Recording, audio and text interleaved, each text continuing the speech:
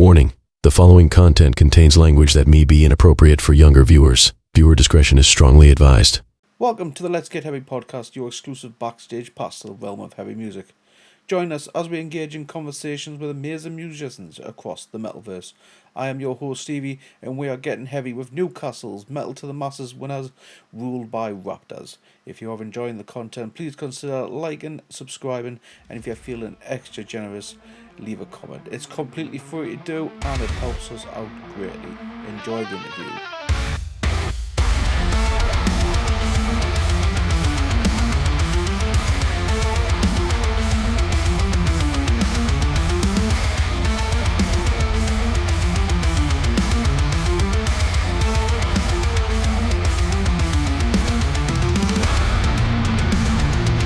So, ruled by Raptors, I want to welcome you to the Let's Get Heavy podcast, where we like to try and spread a little bit of positivity throughout the world of metal. And my name is Stevie, and like I say, welcome. So, for those who might not be familiar with your music, how would you describe your sound in a few words? We are a post-hardcore band. Big, loud, shouty, rah-rah music. That's how I describe it. Abrasive, political, emotive. Something like that.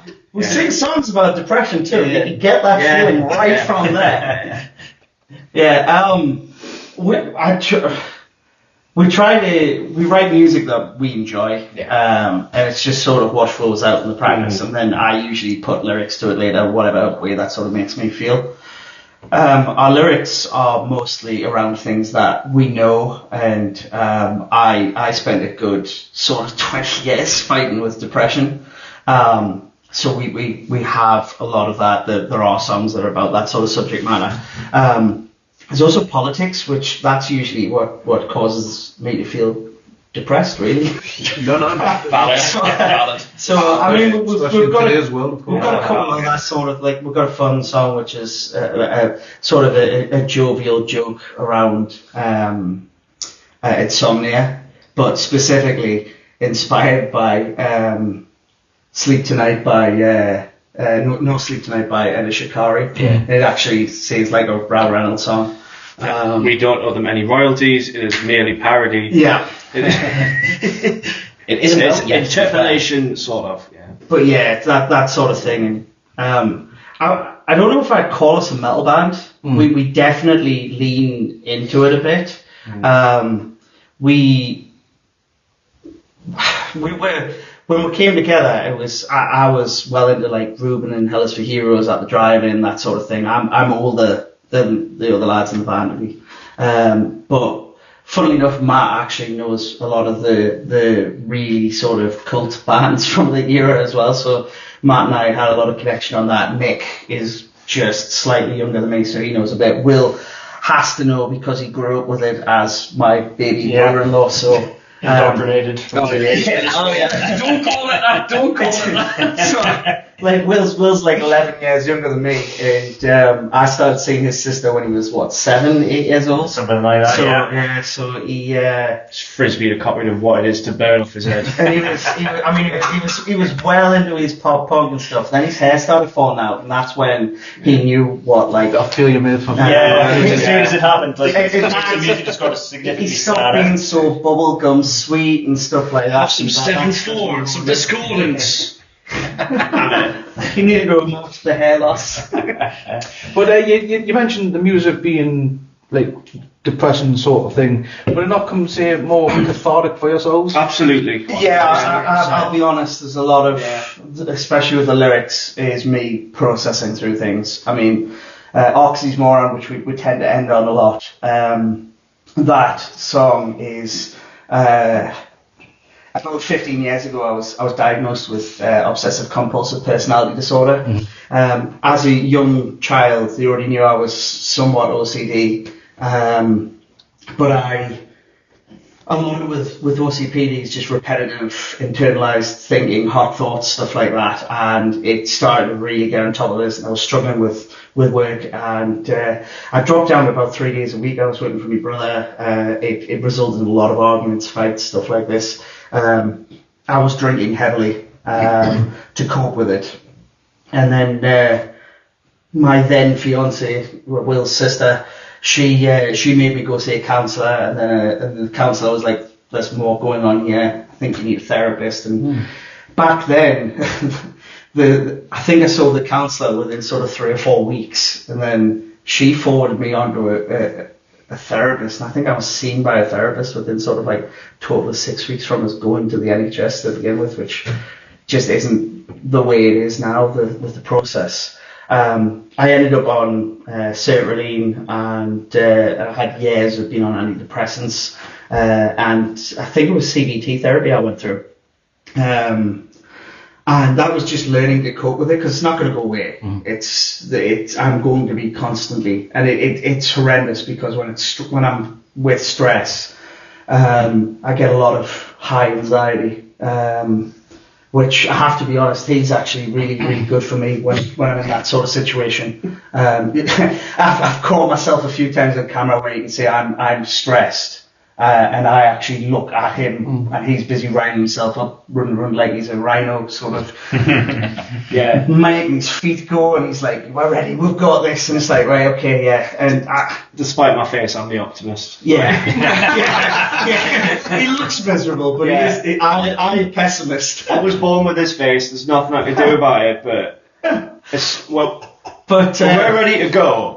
I'm doing laps of the courtyard in the back of the venue. I'm giving him a slap. Let's smash it. I'm giving him a slap. I'm like, let's smash it. Yeah, Matt's the cheerleader of the band. And then we get into the songs, and it's all these like quite powerful, emotive imagery, and we're just like, just let it out. Yeah, have the best time. Cry and yell at people. But yeah, so the Oxymoron was literally sort of the song. The chorus is so why does it always have to be me versus me? 1,000 tiny voices called me to the sea, and it's just that sort of. It is about that sort of constant battle and struggle, and it is cathartic. It is that sort of. It helps you work through it. Definitely, when I come off stage, I feel a lot better. Like I've been in I've been in a rage room or something like that, where you can just get your feelings off, and you've got that sort of exhaustion. Yeah. But it's like a nice exhaustion, you know. Yeah, I feel you. And mad love to him, because a lot of people don't like talking about it publicly. I didn't. I really, really didn't, and I didn't really talk about it very much, and then. 2019, we did a tour with MC Lars, because I was a big fan of him from when I was younger, and I'd actually taken Will when he was like 13 to see him at Slam Dunk. And it was like a mistake with the Academy, and they asked us if they could have the slot we were supposed to headline that day. And this was a few weeks ahead, and we were like, yeah, okay. And I says, who's the artist that wants it? And they mentioned MC Lars, and I said, well, do you want to open for him?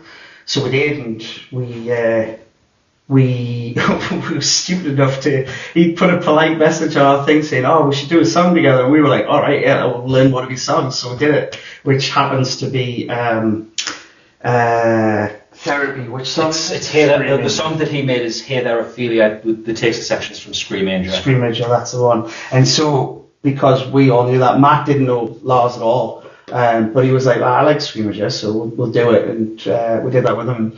We did that first tour. He basically asked us to be his backing band doing nerdcore. So it's nerdcore rap, but he samples a lot of rock music. So that's where it sort of worked with us. It was my Rage Against the Machine power fantasy. Yeah. I've wanted to be Tom Morello since I was like 11. And so we did that tour, and we were just talking with Cuckoo and Mega Ran and that, and they were like, you should tell people what the song's about. You should talk about it. And I didn't at first. Actually, wasn't that tour? Maybe the 22 tour. No, it was definitely that tour. But they were like, you should talk about it. And so I began talking about it. And it was amazing how many people sort of came up after a show. And I hate it. I know it sounds awful. No, you don't. I do hate talking about it, because it's awkward. It's and especially when they're talking about what they want, and I feel so awkward. But they're always sort of very thankful and That's always a really positive. But you don't know how that's helping them. Exactly, they'll talk through us with stuff. And by what I mean by, like, I hate it is, I hate talking about my feelings with it. I mean, I don't know about you, but I'm 40 next year, and the way I grew up was... I'm 40 next year. So sort of same age, and we're on the edge of that sort of Gen X attitude of, like, well, I think the younger ones are a little better at talking about how they feel about stuff, and we were still on the edge of that whole, not so much boys don't cry, but just sort of like, you just got to get on with it and ignore it. Yeah. I think people are careful about saying that now. Yeah, definitely. It's a slow process of getting through the will. I mean, to be fair, even in my experience with mental health and stuff like that, it is still a lot of like men who talk about their feelings and things like that. And I mean, that's what the Dance of Wolves, the video starts with statistic from Calm about I think it's 75% of suicides in the UK are male. So it's just about, like, thankfully, because we talk about it, it helps people. Even if it helps one person talk about it, it might make a difference in some way. Which I think is big respect is. And probably the question I probably should have started off with, to be fair, guys. Starting from left to right. Can we introduce names and your roles within the band and go to left to right? not a problem. I'm Nick Oliver. I'm the bass player and also perform backing vocals live. I'm Chris Bradley. I play guitar and do lead vocals. I'm also the lyricist in the band. Mike Joa. I play guitar, I shout at people, I occasionally record things. I obsessively collect Pokemon cards. I'm Will Robson. I am the drummer in the band and also do samples and keep time and all that boring stuff. And you fix all the gear when it goes wrong. Yeah. De facto guitar tech. Band mechanic. De facto? How dare you? And you've been making a lot of noise within the Newcastle scene for quite some time. Definitely nice. Well, it's something. What's the journey been like for the band since you first formed? It's been an odd one. Yeah, a lot of good things have happened. I mean, definitely. Like I say, I've been doing this since I was 16. And my first band was terrible. I mean, you got to start somewhere. No, we were terrible. I mean, it's really funny. I was the one who was like probably the most oblivious to how terrible we were as well. I think like James and Stu knew, but they were like, nah, let's just keep doing it. And we got better, but we didn't know what we wanted to be. 1 minute, I mean, we even got criticised by Lad in the Mag. Was like, this band's written one song which sounds like Blink-182 and the other one sounds like a bad rip-off of Sood. And it was just like, wow, yeah, okay, no, I understand that. So when we got into the next band, when I got into the next band, I did Digits, and it was me and Stu from Cut Glass Accent. We did that, and that was the first time I think I'd done one big thing with Cut Glass Accent. We played 100 Reasons, which I'd managed to Blag that. yeah. Well, no, I blagged that by I played a random gig in Swindon, like just one off. We drove. That is a random place to be. And we went to Swindon like a month or two ago. The Vic, unreal venue, cracker. It's actually a really good scene there. Yeah. But I'm glad because I've talked about it on quite a few of the other bands where lesser known places are starting to get.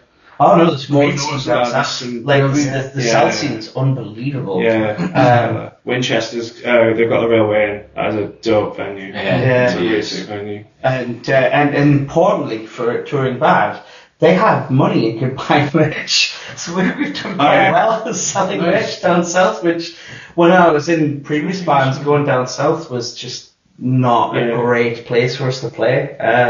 But I would say definitely the last sort of 4 or 5 years it's become a really good place. Southampton's really good. Yeah. London's London. Like I've got my own issues with London as a whole, as a place. But the gigs are always sick. People it's the road system for me with London.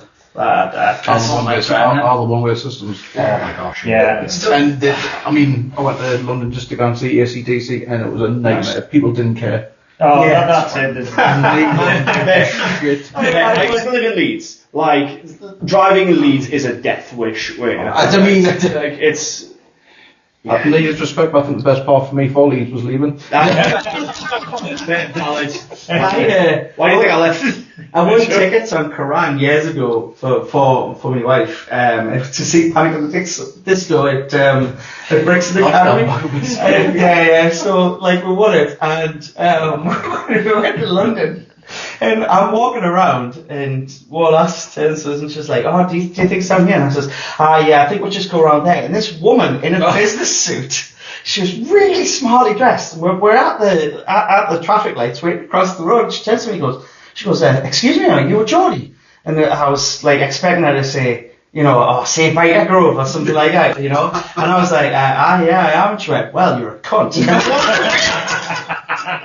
Just like, Wayne, what the fuck did Wayne do to you? Imagine getting rinsed by Annie Lennox. I was just stood there, and she just, that's just turned up and like, "What did she say to you?" I was like, I don't know what what just happened?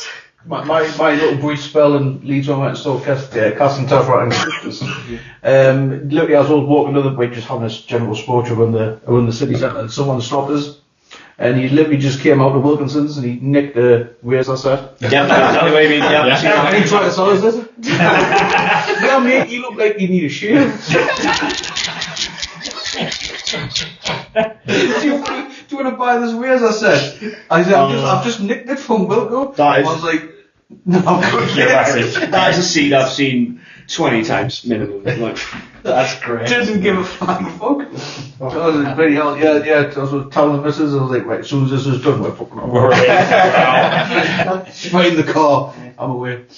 But, sorry, getting slightly off topic. Oh no, that's going to happen a lot. There's a lot of it happens with myself, so it's important for you. But the main reason why we're here, though, guys, is because you have won Newcastle's Metal to the Masses. Yeah. Congratulations to it. Thank you. No small feat. It's a difficult competition to get through. I mean, we got the final last year, so Yes, he's did. Yeah. we didn't expect it. I'd already told them straight away. Red Scar were on. I went, lost this, and Will went, "I don't mind losing to them, to be fair. Like, they're really good." Yeah. And we sat there, and I think these two were like busy discussing whether it would be Hassium or one of the others as well. And I was pacing down that back alley of Trillions, chewing smoke. I have never seen him. He's always the one like, "Well, that's what I'm going to do this." Yeah, it's just he has utmost belief all the time, and it's just like, I'm always like, it's not ego, it's just blind optimism. It's ego, blind optimism, whatever you want to call it. I'm always like, yes, we've got this, we could do anything. Yeah. The best band on the planet. That's a good mindset to have, though. yeah, we came off stage now, and I naturally went to him just to kind of pick myself up a bit, because I'm like, that didn't feel good, this doesn't, I don't know about this, and he turned around and went, and I was just going, "Oh no, you've just pulled the rug from underneath." I know, and then you get that optimism that just immediately disintegrates as soon as like a ripping solo comes out in the first 5 seconds. You're like, "Oh, They were really good. yeah, lads." Every band that night was incredible as well. To be fair, not one of them could. Any one of them could have went through and played Bloodstock. I was at the final, and I would hate to be a judge, put it that way. Yeah. Trying to judge, me personally, I would want all bands to go through. To be a judge is absolutely, it's a pain in the arse, but it shows you the level of what level of what bands are coming out in Newcastle. I think the other thing is, one thing that I've said to a few people, and I actually posted this after it, which said to people like, you might overlook Metal to the Masses, but because you're not a metal band, but really you should be looking at it, because we were never going to do it, but because we're just not a metal band, was kind of the opinion, But Bloodstock don't just take on metal bands. Yeah, that's it. Yeah, and so we just had this weird Have you been at Bloodstock? no, this is not going to be your first time. Well, I can't remember which year it was, but Mr. Big was there. Oh my god! 1 year. I can't. And then they're far from a metal band. One of your mates said like, was it Mr. Big's Paul Gilbert, isn't it? Dropkick Murphys or someone was on 1 year? Sorry? Dropkick Murphys or someone was on 1 year? Flogging Molly? Yeah, sorry, it was Flogging Molly, he said, yeah. Oh, yeah.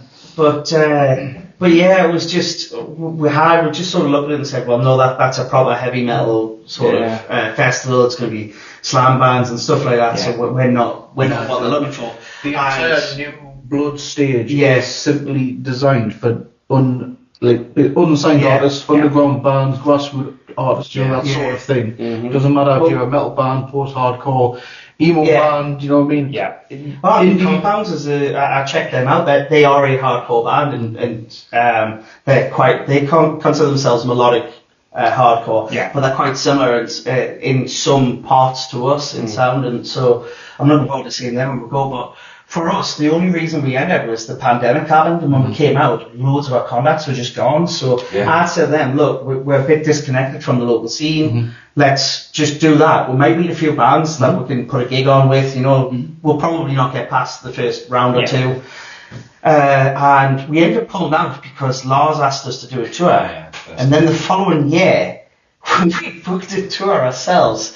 And we ended up playing Burnley. Burnley Sanctuary. And that was the gig that finished at like 2:30 a.m. wasn't it? Oh, that was possibly. Yeah, it did. Yeah. I drank like half a tequila. Basically, when we were on tour, a few days before, they actually sent us a load of stuff through saying metal asses and stuff. And we're like, asses, well, look, they know that we're being paid for this gig, right? Yeah. And Gina, my wife, she does our bookings, and she says, no, we've already got this, we've got everything, they've assured payment and stuff. We turned up on the night, and there was 3 bands on us, this young sort of punky sounding band from the area, and then there was a band who I can't remember their name. They were from Scotland, weren't they? Yeah, they're from Medusa Smile or something? Medusa Smile, I think it was. But it was Medusa something. But they were from Edinburgh, and they'd done the same thing. They were on tour, and they just booked a tour date and didn't know they were in a battle of bands. And at the end, they were like, right, you and them are going through. We were like, wait, no, we can't go back through. And so we ended up agreeing and coming back, and they actually paid us petrol money for us to go back to Burnley. It's such a 3-hour drive. The second gig, I'd just done a 2-day stag do in Manchester. And then bezzed it straight over to Burnley. That was the one that finished at 2:30 in the morning, and I think I was not. But that one I was not cromulent human that day. I remember we started and getting war flashbacks, man. we loaded in. And the judge turns to us and goes, we really liked you last time. Were you confident? Yeah. Well, we reckon you can go all the way. And I was like, we really need to not go all the way. I was like, we can't keep coming back to Burnley. This wasn't expected. So I was curled up in a corner. I think we lost that. We got knocked out on that one, which I think was their quarter-final. And but they were like, oh, look, we'd love to have you back next year, you know, if you can make it work and stuff. And we were like, can't. But that was what made us end our last year and go for it, because we're like, well, if we can get to a quarter-final in a town that's not ours, and we have no audience with us, and there was crowd vote and stuff, then maybe we can do something at home. Last year we were surprised when we hit the final, and Simon talked to us at the end and said he really liked us, and I'd like to see us enter again next year, so that was why we did. Yeah, Simon was not the final, I believe, this year. He was in Poland. He was, I think, doing it because I think Poland's got the Metal to the Masters as well. Wow. And it was just, I think Poland and Norway. I think they both got the whole Metal to the Masters as well, which is absolutely sick how far it's spread is now. Totally, it's insane. That's so cool. Well, tell us, what was it like when you heard the name? The winners of Metal to the Masters. There's video footage. There's video footage. I'm filming it, thinking, oh, this will be cool, and then no, it's Gina's footage. That's it not is. nice. It's Gina. I've got him as well, and the same name, and then I just get tackled by like 3 separate people, and I'm like, I just bent over, like I just started hysterically laughing, man. Like it was unbelievable, completely unreal. The camera, I've seen the camera, because when I heard them go, and it's going to be, and I thought Red Scar, there we go, and you can see me going, Just because I'm just like, I'm doing that sort of graceful, yeah, I agree. And then I was like, oh my god, I look like I'm like, yeah, I agree, me? I still think the whole thing's settled in for me. I'm just talking about my daily life, like everything's fine, and then it's going to hit like the 6th of August, and I'm going to start freaking out. It's just an Like, yeah, unbelievable. Yeah. One of the top moments for us. I think one of the most relieving things was when we announced on our page that we'd gone through and that we'd won and we're going to Bloodstock. And we got the official poster which finally had our name on it. And then I saw double check, have I spelled your name yes, right? We have spent the last however many years. Well, it's not bad because I don't know if you heard about what happened to Swarms. No. They misspelled their name on the back of the t-shirts. Worms. Oh, so it's going to be on the t-shirt as well? Yes. Oh, I'm buying a It's t-shirt. on there, so right at the bottom of the t-shirt, Right. it's misspelled and it's Worms. Worms. Lads, It's been Geordie's, but take the piss as usual. It's Whams. Whams UK.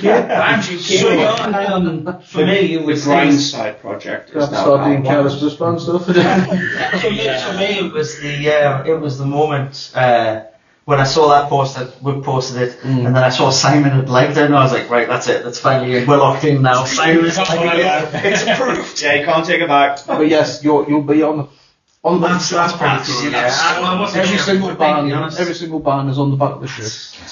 So turn around for print. Make sure your names are spelled correctly. Well, we did a tour last year or the year before called the Velocity. What was it? The Velocity Rapture tour, and it's because we'd played Trillions twice where he'd written on the board outside "Ruled by Raptors," and we laughed about it every single time. But when we announced the Velocity Rapture tour, Dave Hill actually posted it and he went, "See lads, I do know your name." I reckon it's too long. Because no word of a lie, when first time I saw you was when Collapse's Colour. Oh, right, yeah. Show. Yeah. I was there for that. And that's what I thought the band was. Fair enough. We get a lot of Raised by Raptors, Who were a band, but obviously that's due to Raised by Owls, but no, we're Ruled by Raptors. We have another one, but we're not going to repeat that. I think I was showing me ticket, Nick. I think Will Walker was doing that. Yes, yeah. God bless you. I was walking in and said, he said, "How you doing, Steve?" "I'm not too bad." "Who's on first?" "Ruled by Raptors." I was like, "What? I mean Raptures." He says, "No, Raptors." I said, "Fucking pull me forward." Look at this.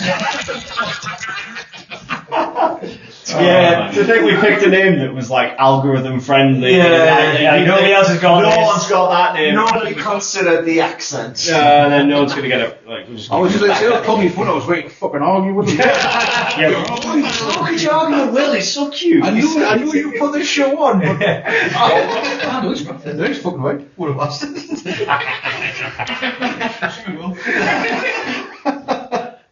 So the Melton Masters, as we just said, it's a huge platform for unsigned bands. Yeah, massive.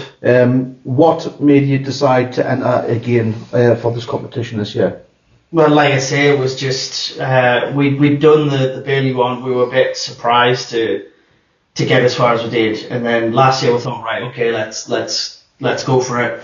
We didn't expect to get to the final, and we did, and we did get told that it was quite close between us, Krakenwaker, and LN. You're never quite sure if that's just people saying things. Yeah, so we were sort of like, right, okay, and then Simon pulled us aside and he said, "Look, no, I really would like you guys." He actually said we had really good morals, but I think that's partly because we did bring up the whole mental health thing on stage at the time, which I always do before Oxysmoron. There's got the signs up as well. Yeah, there was we're big for sort of trans inclusion and stuff like that, so we've got a few things. My niece is trans, so it's very close to home. But I've always said it doesn't matter what walk of life you are, we're all one. We're all metalheads at the end of the day. Exactly. Yeah, We're all goths. It's not even if something that makes somebody else's life easier. I mean, Yeah. I mean, you don't have to understand it. It's not hard to be nice to people. it's really easy. Get your name where life for the dickhead. Absolutely, 100%. Words, just you'll hear a lot of Bloodstock because you'll see like a lot of people's text stickers and they'll plaster them. A lot of people's tend to don't be a dick. Yeah. Do you know what I mean? So you'll see them all over the Portaloos. If there's these stickers, they'll fucking write them marker pen all over the place. Do you know what I mean? So That sounds like our place. Some sound ways of honestly, advice. you'll absolutely love Bloodstock. It's in a. I can't. I've been going since 2014. Never missing a year. Yeah. And it's home away from home. Yeah.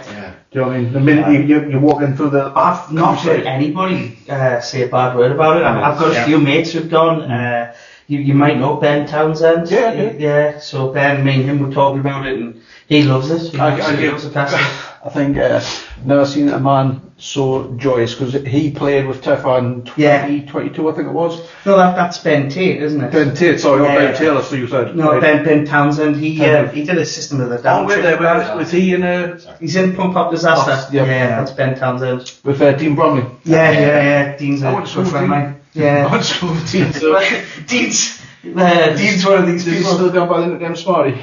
Oh, I don't know that one. No. So Dean's one of these people who we've always joked that everybody I know has a different story of how they met me than how I met them because of the ADHD. I forget people if I don't see them. And my earliest memory of Dean is he just comes up to us in the queue room in Blythe. He's like, "Hi, Chris, Bradley, you all right?" And I'm like, I have no idea.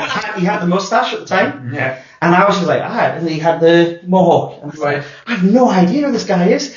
So I ended up doing sound engineering for Pump Up Disaster.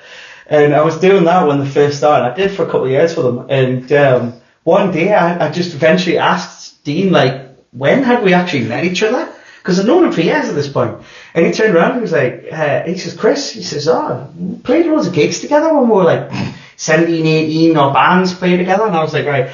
And we got talking about the time. It's, for some reason, he remembered the time we met up in the Key Road, whatever. And he said, by that point, we played 6 or 7 gigs together. He says, we had several times chatting all night and talking about shared interests and stuff. And I was like, I am a terrible human being. I mean, you literally did that with me. Yeah, I know. That's true. You put my old band on like 3 or 4 times. I know, but I was working as a promoter and I was running the rehearsal studio. I still do run the rehearsal studio, so I have an excuse now. I meet a lot of people, but back then I didn't really have an excuse. I was just terrible at recording stuff. Do you still see him out of curiosity? Not as much, but yes, bits and bobs. He was at my wedding last year. Was he? Yeah, I think that might be the last time. I saw his wife the other day, but she didn't see me. That makes sense. I was at the Rephrase that quickly. I was in Blythe. I'll send this to Dean afterwards. Oh, Dean, I haven't spoken to you since God knows how many years, but I've still got it on Facebook. I was in Bradley's window watching you. I've gone bright red, haven't I? Yeah. So no, we were at Blythe Carnival with the kids, and we saw my wife was like, "Oh, is that Laura Bradley over there?" Just standing in the queue for one of the. As you're wearing your ghillie suit with your binoculars. She was waiting the line for chips or something. We were like, Gino was like, should we go and say hello to one of the bands? She was like, I really need the toilet right now. I was like, no, let's focus on this. We'll just go. This is slightly more important. Yeah. So, but his nickname in high school was Smarty. Smarty? Why? Because you got to share your head shit like a Smarty. Oh, what a sick man. I love school, mate. I look forward to seeing them next. I don't think people say kids can be really lovely. Kids can be. You know what? Kids are dicks. I'm kind of tempted just to text them now. Just like, hi, Smarty. I'm in the middle of a podcast at the minute with Steve Guns. Do you recognise that name? Oh, fucking hell. What's he told you? Friend. Block 999 swatting. Get his IP. We were in 6 foot together. He was fucking hilarious. Like, he is. He's such a good lad. Yeah, he's a canny lad. I've totally lost where we are. Yes, can you walk us through your Metal to the Masses experience? Was there any particular challenges or standout moments during the heats? The temperature. Oh my gosh, the temperature. Final. That was a roast. Sweatbox. I don't think that was as hot. Oh, sorry.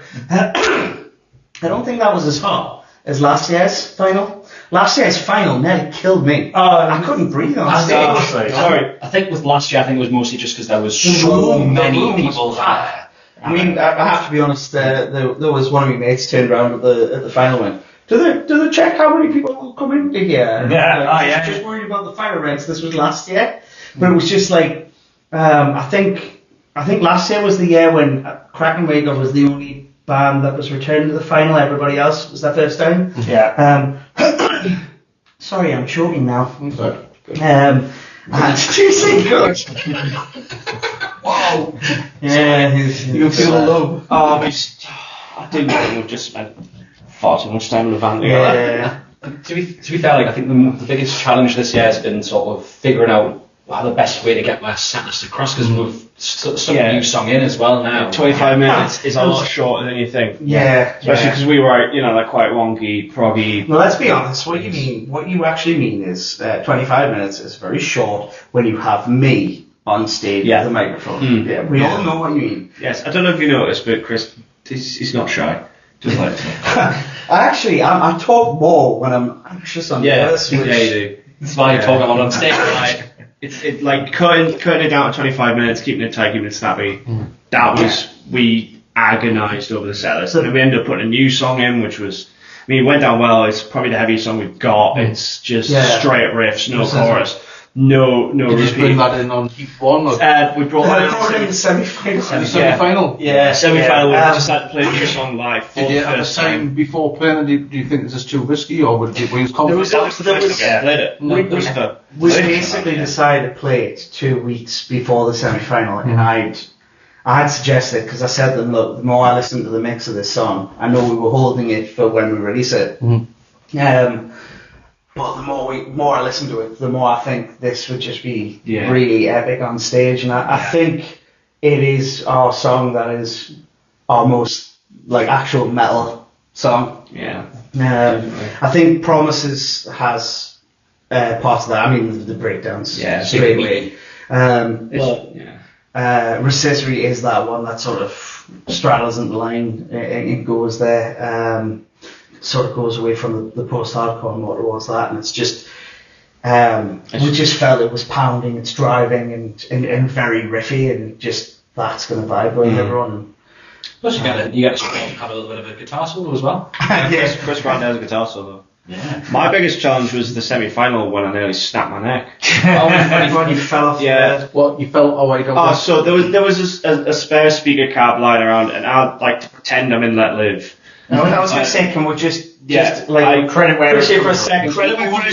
He only started doing this after me and him saw Ender Shikari in Fever 333. Yeah, Jason Allen Butler. I mean, I've been a big Let Live fan for since it first came to the UK in 2011, whatever it was, and I just rip his stage presence so hard. Like I pulled the speaker cab from behind somewhere in Trills, and then I was on top of it, and then I ended up rolling over it somehow, and I ended up on my neck, and then my feet went up. Was this mid-song as well? Oh yeah. Yes. Thankfully on the last song. Yeah. He didn't actually mean to roll off. No, I don't know what happened. Moved back and goes. You see him just go over on the. You continue. I was pretty impressed. Yeah. So again, what sounds like might sound like a bit of a daft accident, but people picked up on that. Yeah. Because if you didn't stop, you continued, even if you probably broke your neck or something. That's okay. I have no self-preservation whatsoever. I think our sort of ethos is if we don't look, if we play like Oasis, the crowd are going to react like an Oasis crowd.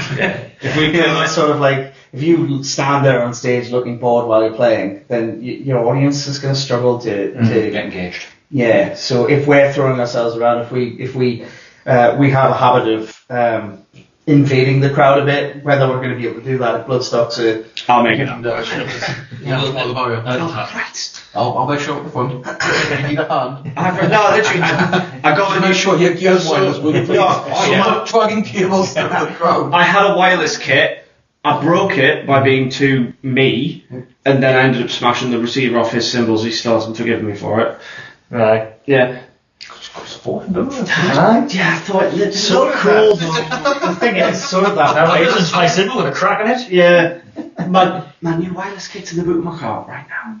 Ready for Bloodstock. His symbol's not fixed, is it? He doesn't use that symbol anymore, doesn't matter. Yeah, why do you think he doesn't? Yeah, it's like it's his. No, actually, no, 'cause it was a manual. You know you're digging your hole here, right? No, that nice symbol I've got a massive little like chunk out of. I didn't hit that one. No, I think it was. I think it is as well. I think you owe Will a £400 symbol now. Yeah. Specifically, maybe it's that K projection ride that's just got out. Yeah, you'd really like that. I think that's good. I'd get you a Mega Bell. Anyway. Sorry. Beyond the prize of playing Bloodstock Festival, what do you feel are the biggest benefits or takeaways from participating in Metal to the Getting to Masses? know other bands in the scene. Absolutely, 100%. 100%. Major networking event, really. We after we did the stuff with Lars, the 2 tours, we ended up trying to go out and trying to hit places where we played with him to try and sort of build followings there as well. And I think we've tried to avoid playing too much at Newcastle, which you can oversaturate and then people just go, we'll just catch you next time. But at the same time, you can play not enough, or you start to lose contact too soon. You start playing with the same bands over and over again, and it gets a bit where people are like, well, I've seen you play with them 3 times now. Oversaturated. Yeah, so it was, you run into that problem. So we did mainly enter it the first time just to meet new bands. And we've met a few on this one. Hassim's one of the bands that we did. Yeah, we're trying to arrange it with Will. I did pass it on to Will Walker because we've got a gig in November at some point. Trillions, I think. I think he's got some band from France coming over. Yeah. He's got our friends from Glasgow. Yeah, We can only write this stuff down and what we'll say. No, we're terrible for This this. is why this is. I'm interviewing that band. That said band, will not say who it is just yet. All right. Interviewing said band on 20th. I think it's 21st. Right. Okay. Yeah. Tell Gajira I said hi, yeah. Can you imagine? Chunk of Captain Chunk. Can you imagine? Daft Punk reunion. Tell them yourself, Bloodstock. Oh, Just on the stage. The biggest question actually on this is we're not entirely sure how far the passes go at for the artists. we did Slam Dunk. So you'll get a VIP. It's a VIP You pass. get a VIP pass, and it gives you access throughout the entire arena sort of Yeah. thing. Do you know what I mean? So you'll get VIP camping, I believe, as well. Yeah. The day you play, you get to go backstage and you'll get to meet all the reporters, Yeah, podcasters, etc. You get all that stuff, stuff. yeah. I highly recommend that you take advantage of that because there's some absolutely massive names in the Yeah. podcast scene who will be there. Yeah. Multiple times you've always spoken to. Anyway, Yes, they'll yeah. be there. So just go. I can't recommend it enough. Go back, talk to as many people as you can, and as well, you'll come across some bigger bands as well. I Yeah. believe when Ben Tate was there, he got to meet Malevolence, etc. All right. Okay. my life.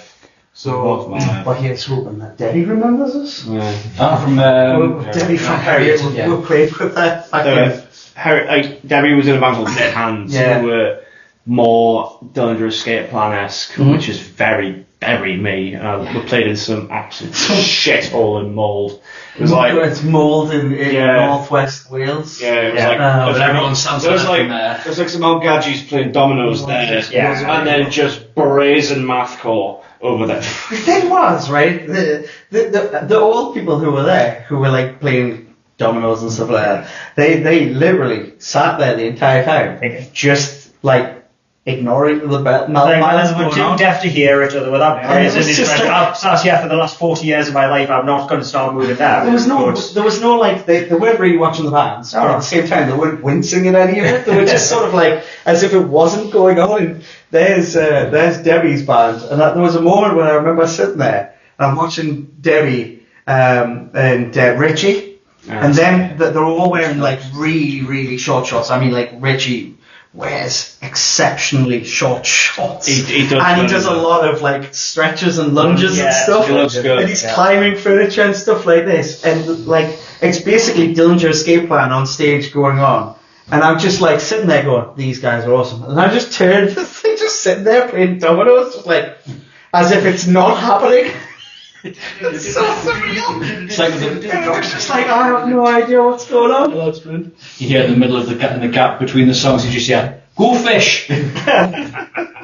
Yeah, it was a bit of a mad night. I can't wait for, like, Bloodstock is going to be amazing. Do you know what days are playing yet? Sunday. Sunday? Oh, Yeah. perfect. Dinosaur Day, apparently. That's what we're Yeah. Even better than Yeah. I've Space probably been Destiny. John Paul. It's a bit I said to the lads, I said, she would tell them that it's actually a name that references the bird, not No. the dinosaur.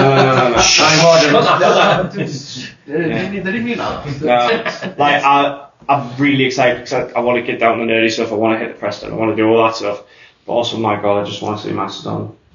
Have you seen Mastodon before? No. No. We accidentally Machine played. Head, mate. I played in the upstairs of I've seen them Academy before. 2 when Gojira were playing Academy 1. Yeah. And I So it'd think, be like nice to see them without security, like Yeah. dragging us from the balcony area, Yeah. trying to get a free show. yeah, it was Gojira support Oh, by right. Code Orange. Yeah. Joe for Yeah. the show. Carbon, Sport Alley. Yeah.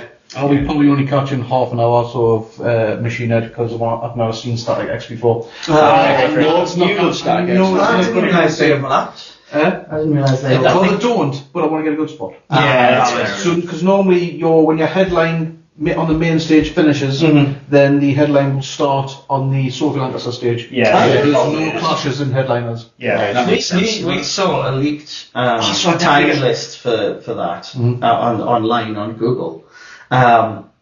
Is the Sophie Lancaster stage as late as it shows on that? So it goes on until midnight. It goes beyond midnight. That's Because once the final sick. band's finished, they'll do No. some sort of silent That's silent nuts. disco. Yeah. I can see Gojira and then Obituary. Yeah. I'm looking forward to seeing it. As long Oh! as I don't miss Redneck Stomp, I'm happy. Wow. So yeah, it goes on as late. I didn't realise. I'm surprised. And when with you, that. if you get the chance, go to Midgard Camping, Yeah. which is it's like the Gen Pop as I call it. Yeah. Sorry, the general people's Okay. food. Do I need to bring a shave? Maybe. I'll start Whitland. But they do Ben Jolson in the Sick. Love that stuff. Give us a run wheelie then. Oh, I've seen people do that at Leeds Fest. Yeah. Oh my God. It's amazing. Ben Jolson, yeah, but they've legalised it. No, it used to be. Sorry. This has previously been a problem. It's now allowed. It's not legalised, it's decriminalised. They had so basically because every year they would do it, and the amount of damage it would cause with bins. It was now Bloodstock a small fortune getting these bins sorted, so that And now they're getting Biffers off cuts and just giving it pretty much. viewers. If we provide you these bins, will you promise not to break the good bins? Okay. Viewers giving them the mashed ones. So yes, you go to Midgard for that now. Hell yeah. Whereas where it just happened in every campsite. Didn't matter where you were, it happened in every campsite. See, Regardless. I need So hang on, they're only allowed it to happen in Midgard. Yeah. That's where it's allowed. That's where it's allowed. It's supervised by Bloodstock staff. It's like you can't use that bin, you use that bin.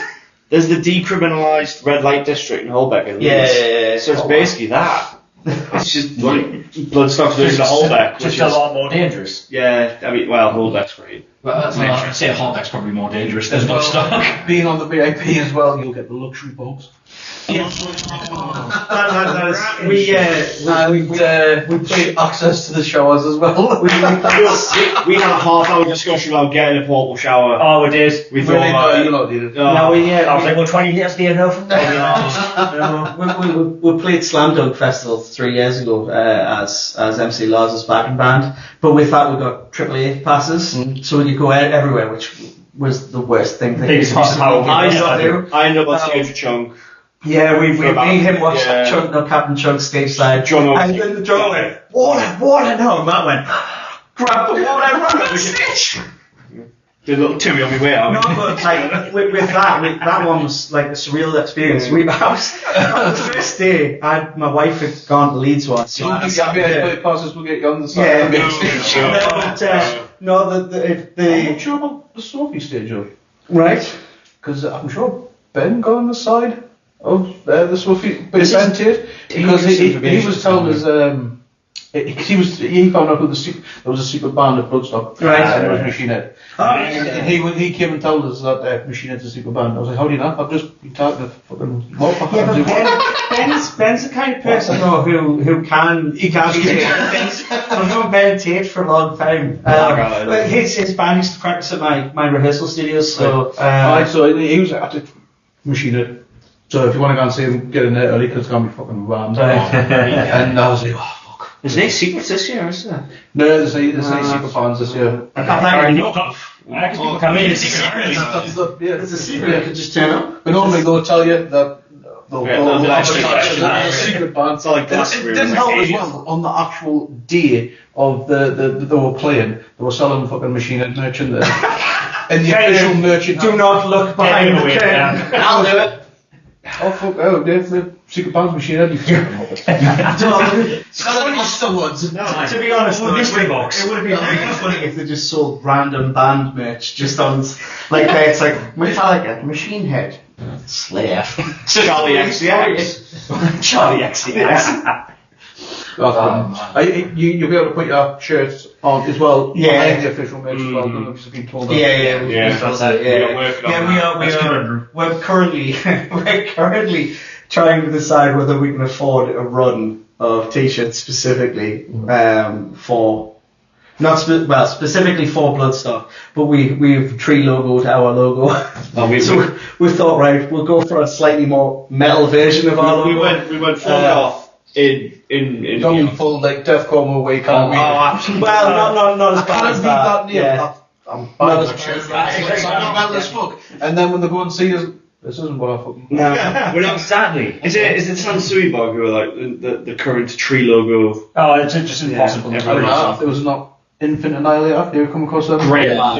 They're Great band. Almost a left. I think we're all fucked up. Maybe. Why not? Because Questionable song names. That's grinding. Half of them were in Black Tongue as well. I'm not gonna lie, I have no idea who you're talking about at this point. They're like a fucking grind deathcore band. I think over the top. I think one of the songs is called Child Chewer. Yeah. There's kind of fucked up. Their lead single was Cunt Crusher, I believe. Oh, it was. You are entirely correct. Yeah. Yes. Great video.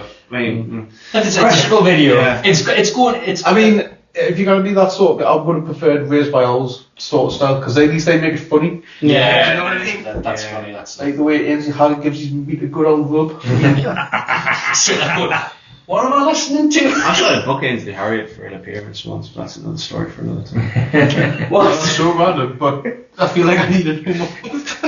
So I've been part of the management team at a pub, and we had a charity night, and we had a little bit of a budget, and we looked into booking Ainsley Harriott to appear, and we were nearly on budget. I think it was only like £1,000 for an appearance. Did I just have like an ADHD blackout there or something? How did we get there? Raised by Owls. Oh, right.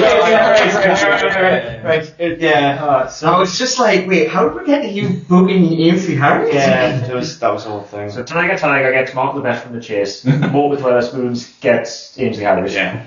It's on brand, isn't it? I'm gone right. Sorted. You should try and see if you can get him on stage. That'd be pretty good for the future. No, we need Nick Cage. That's what. Nick Cage. Yeah, we'll have the cardboard cutters. We've Need had the real thing there. that went missing on that night. No, it didn't. It went home with my friend Luke. Because he wanted access, and I accidentally kicked access. I kicked it up. Have you come across the hardcore band that's based around? Cage Grinder what? No, not the Nicolas Cage fighter.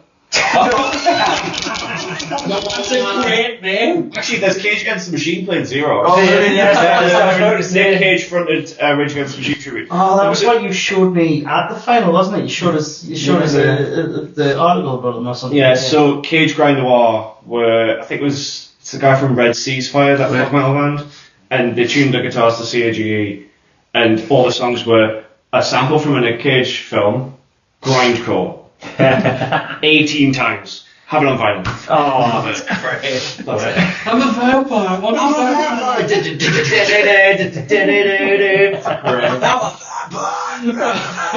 Yeah, really.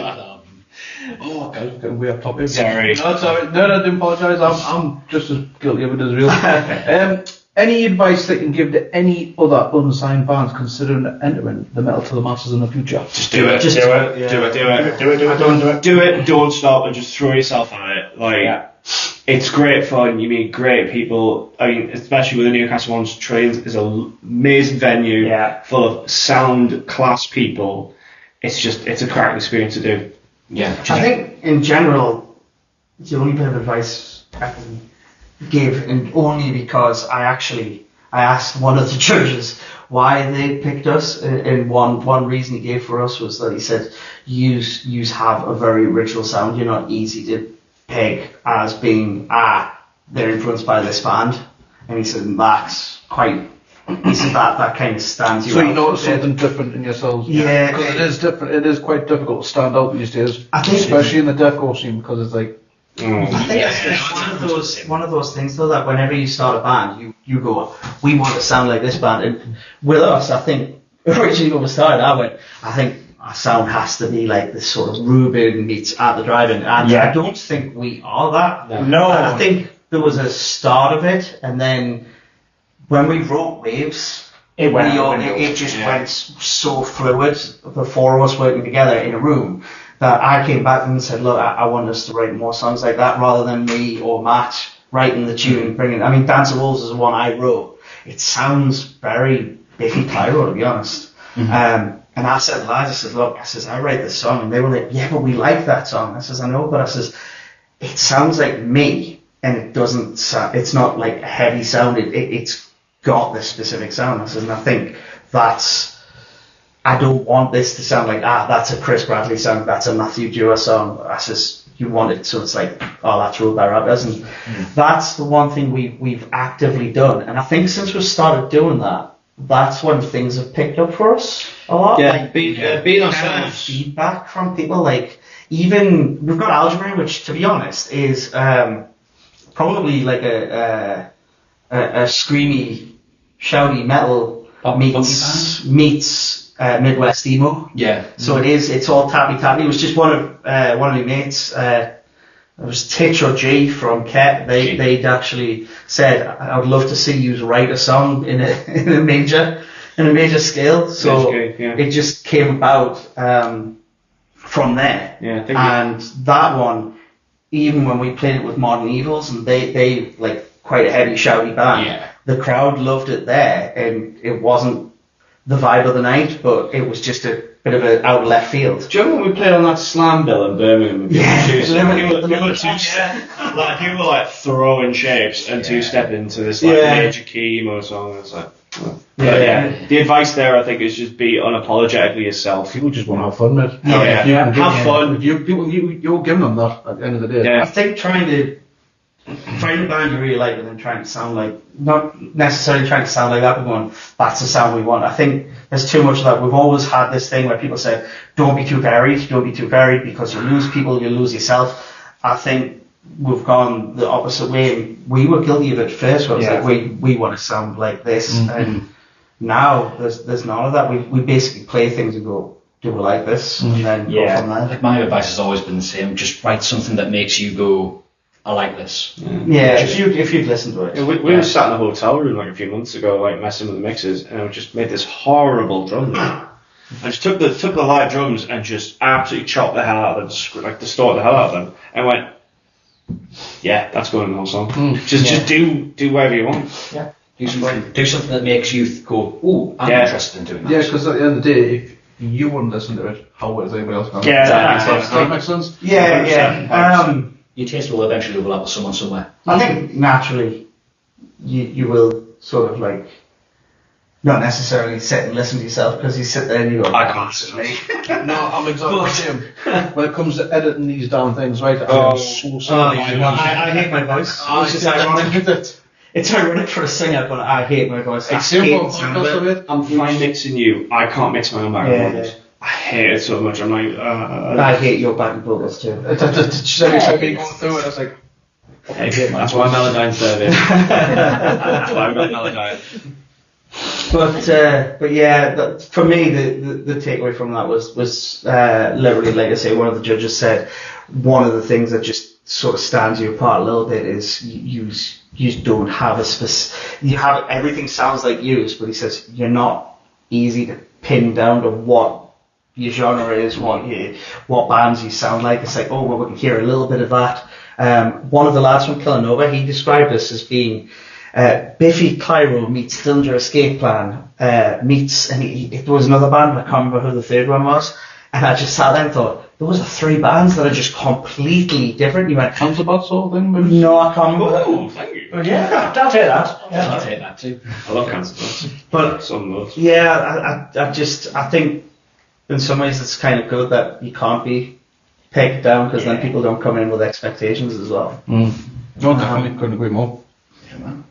So the level of competition within the North East scene, particularly in the rock and metal, is absolutely thriving, which I'm sure you will agree. Would you describe the overall level of competition in the region for bands like yourselves? Perhaps like, how would you describe it?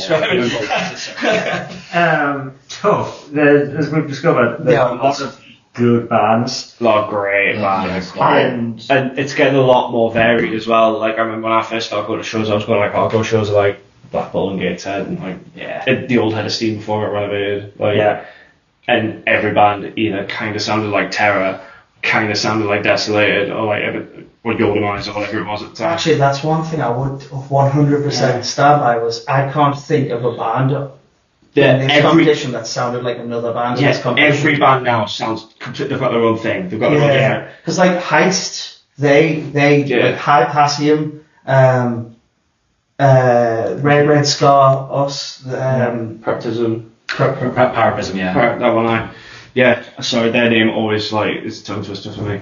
But like a long time ago, they were really like insular scenes. Now it's a complete free for all. And it's better for it. Like I remember years ago coming through, because my first band was an indie band, sort of like, but like indie, like feeder indie. Sort of, yeah. Like I say, we have so feeder. We have just take us back to Gran Turismo. Brother. It's one of these things. I've always joked that I went the opposite direction to what most people do.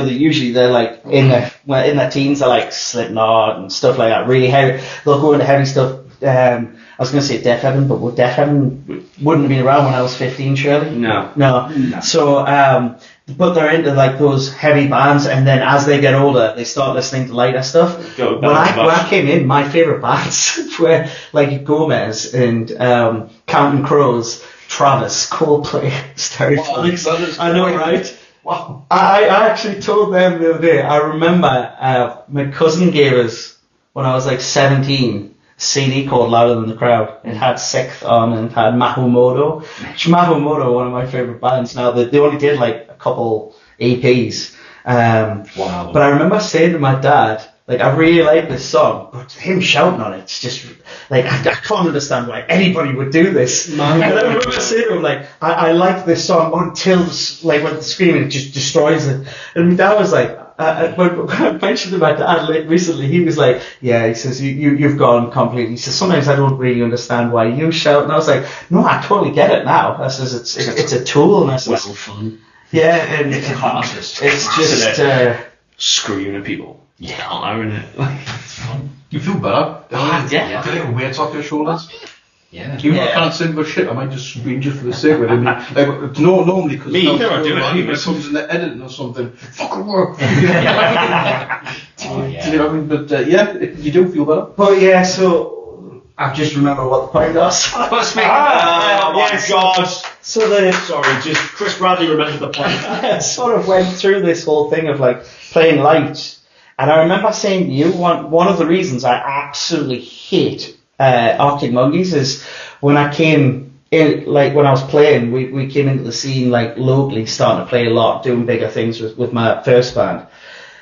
Every band came through that we played with sounded like they wanted to be Arctic Monkeys, and it was just the same bands. And like our bassist Stu was like, I'm sure we played with this band last week. I was like, no, it's a totally different band, different people. I said, they See, just now sound it's the so same. very. Whereas I can't think of another band on the local scene in like any of the alt music scene. I'm struggling to think of any twins. That sound, because I mean like Tired of Fighting and Hive Mind, Shallow. Yeah, they're more like I would put them more in the emo punk. Yeah, punk rock but sort of that's what I mean. Even in that sort of like part of this whole like alternative So scene. probably kind of say in the middle of both. But We straddle. You've got time Punk, when metal, and you emo. can venture into that metal hardcore side, but then there's times you can see go into that. Yeah. Because you got bands like Shower Teeth. There's not really any bands doing anything like that. Like that kind of Every Time I Die, but heavier. Kind of, I love them. They're so good. Aranja do great. But yeah, I can't think of any bands on the local scene who actually sound alike anymore. It's phenomenal. It's good to have like such variety in the old scene as well. So it's really Did you just feel a strong sense of competition from the other bands in Metal Masses? Oh yeah. Or was it more of a supportive atmosphere? Oh right, sorry, I jumped in there. The camaraderie was definitely there. Yes. I'm not gonna lie, last year that was a very different experience. Last year the bands all pitched in, helped each other to get on stage and things like this, and I mean we stay friends with the likes of Proven Rivals and LM were playing and stuff like that. And another great band. well, we expected Proven Rivals to get to the final again, but they had to pull out. With some clashes with some stuff that they had on, You didn't see many female footed bands as well, which I feel like we need more. Definitely. You start seeing more now, especially like them, LM, Killanova. I'm now I think it's just Hive Mind, sorry. Abnorm, are they still playing? Yeah, Abnorm. Yeah. Well, they're not in the. No, it's different, but like. Yes. But I mean, they play with us, Abnorm. That's where we are a bit lucky that we can sort of. We can turn back the set a little bit and go a little bit. So how did you feel? So you're saying obviously last year that everyone was helping each other. How was it different this year? I think it was just the pressure. I think it was. There was still camaraderie. People. I mean, when we won, everybody came over and said congratulations and stuff like that. Yeah. But I think there was this sort of. You could feel everybody. Last year it felt like it was just a gig. Yeah, last year was a party. This year it was. I think this year felt like you could feel everybody was taking it very seriously. Like we've got to get through and do this, and you could tell that it definitely. I don't know if it mattered more, but you could tell that it definitely mattered to all 6 bands. I mean, there was no like. There's no beef. Yeah, nothing like that.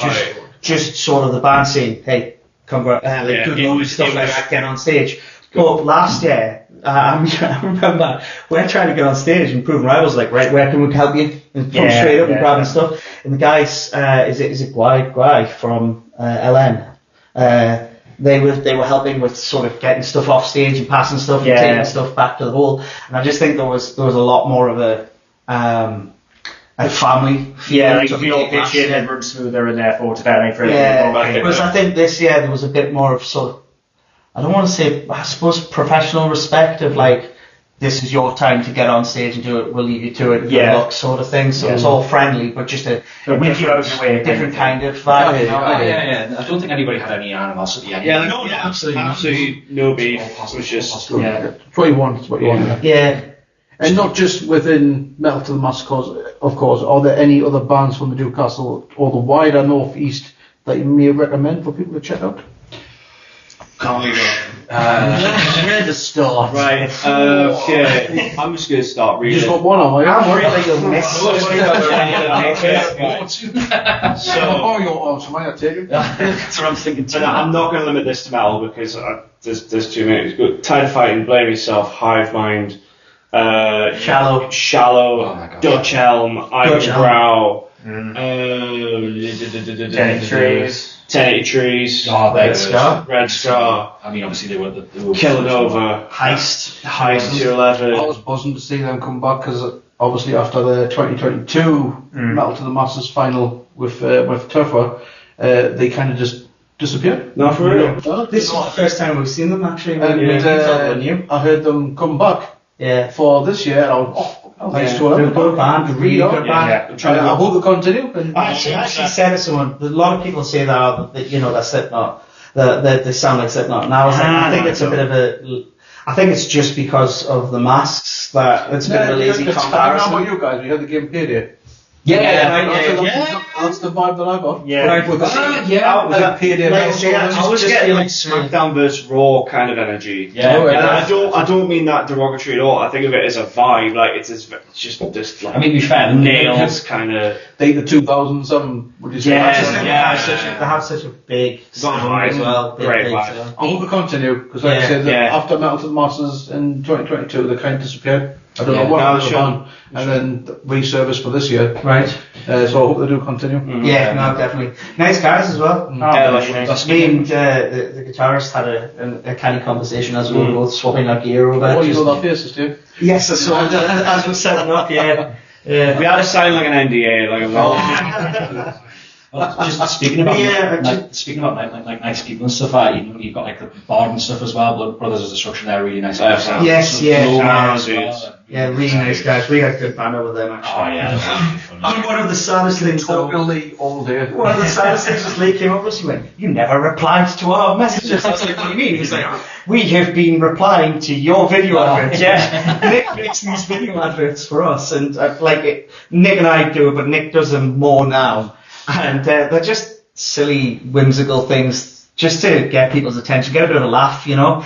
And Lee had seen it and went, "Love that." And he said, so he started doing things, replying, "Well, rude by Raptors, we challenge you," sort of thing. And we hadn't seen the tag, we hadn't had any notification. I was like, God, we could have totally vibed off this, just going backwards and forwards, like. And he was like, "Oh, we tried." And he says, "We got to see it. We'll show them." We thought it was hilarious. It was like, They're really funny. it was absolutely They good. did a Battle of the Bands at Downcast. And bless him, right? Probably one of the funniest moments I've had doing the whole Get Heavy thing. They gave her a shout out on stage. Fucking rooms packed. Well, lads, you want to come across Get Heavy UK before? Silence. You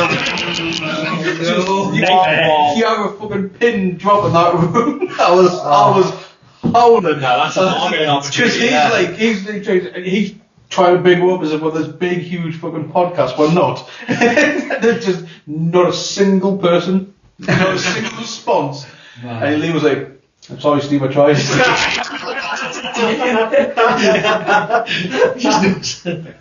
Me and Sean are stood next to you, just fucking hands in my head. What the fuck? He didn't have to do that, but thank you.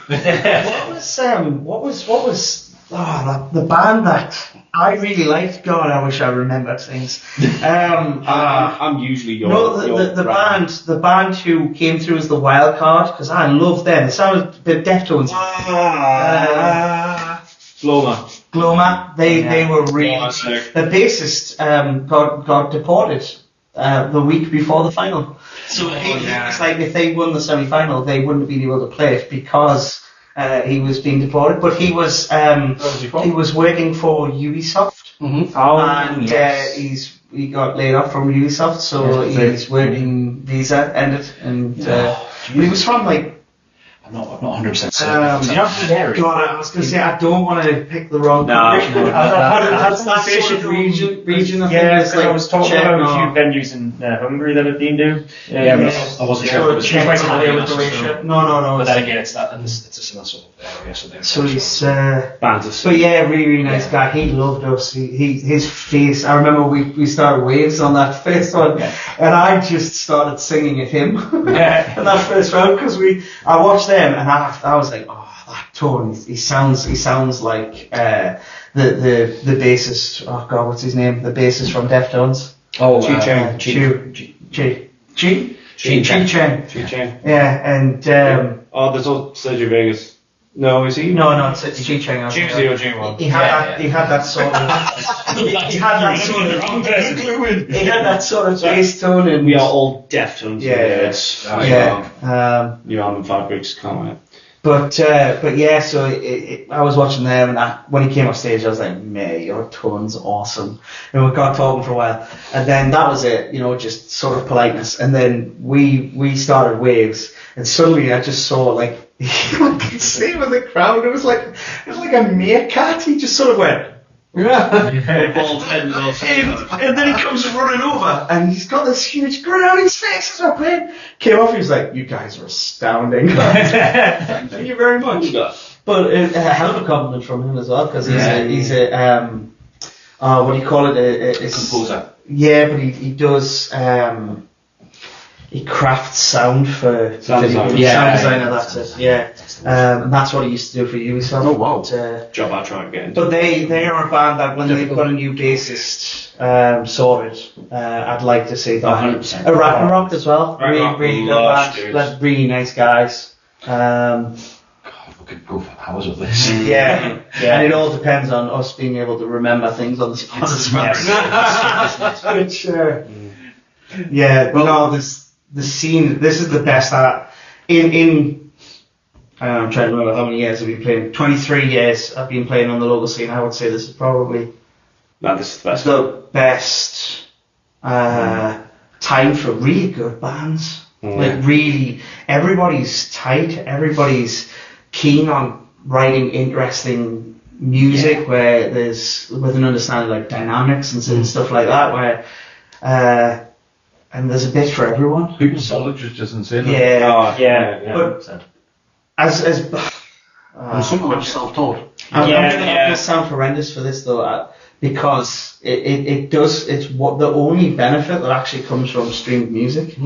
Because I think it allows people to actually. I mean, for me, one day, because I'm the least metalhead out of the four of us. Just as I say, I came through that sort of indie thing, got heavier. And I remember the day I told Matt, I was like, "This is band, like this song's amazing. Like I love this." And Matt went, "What?" And I put Dreamhouse like that. And he just looked at us and went, "You're kidding me. You're already definite from now." I was like, No. "This is glorious." I said, "This is insane." What tends to happen is I tell Chris, you would love this, you should listen to this. 3 years later I get a text. It's like, Matt, have you heard this band? I just have to like go and find it. I'm like, you motherfucker.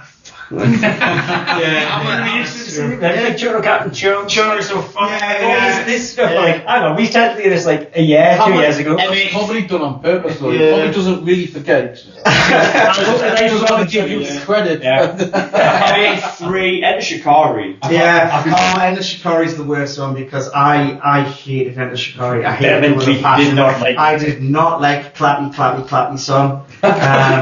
Sorry, you're not a winner.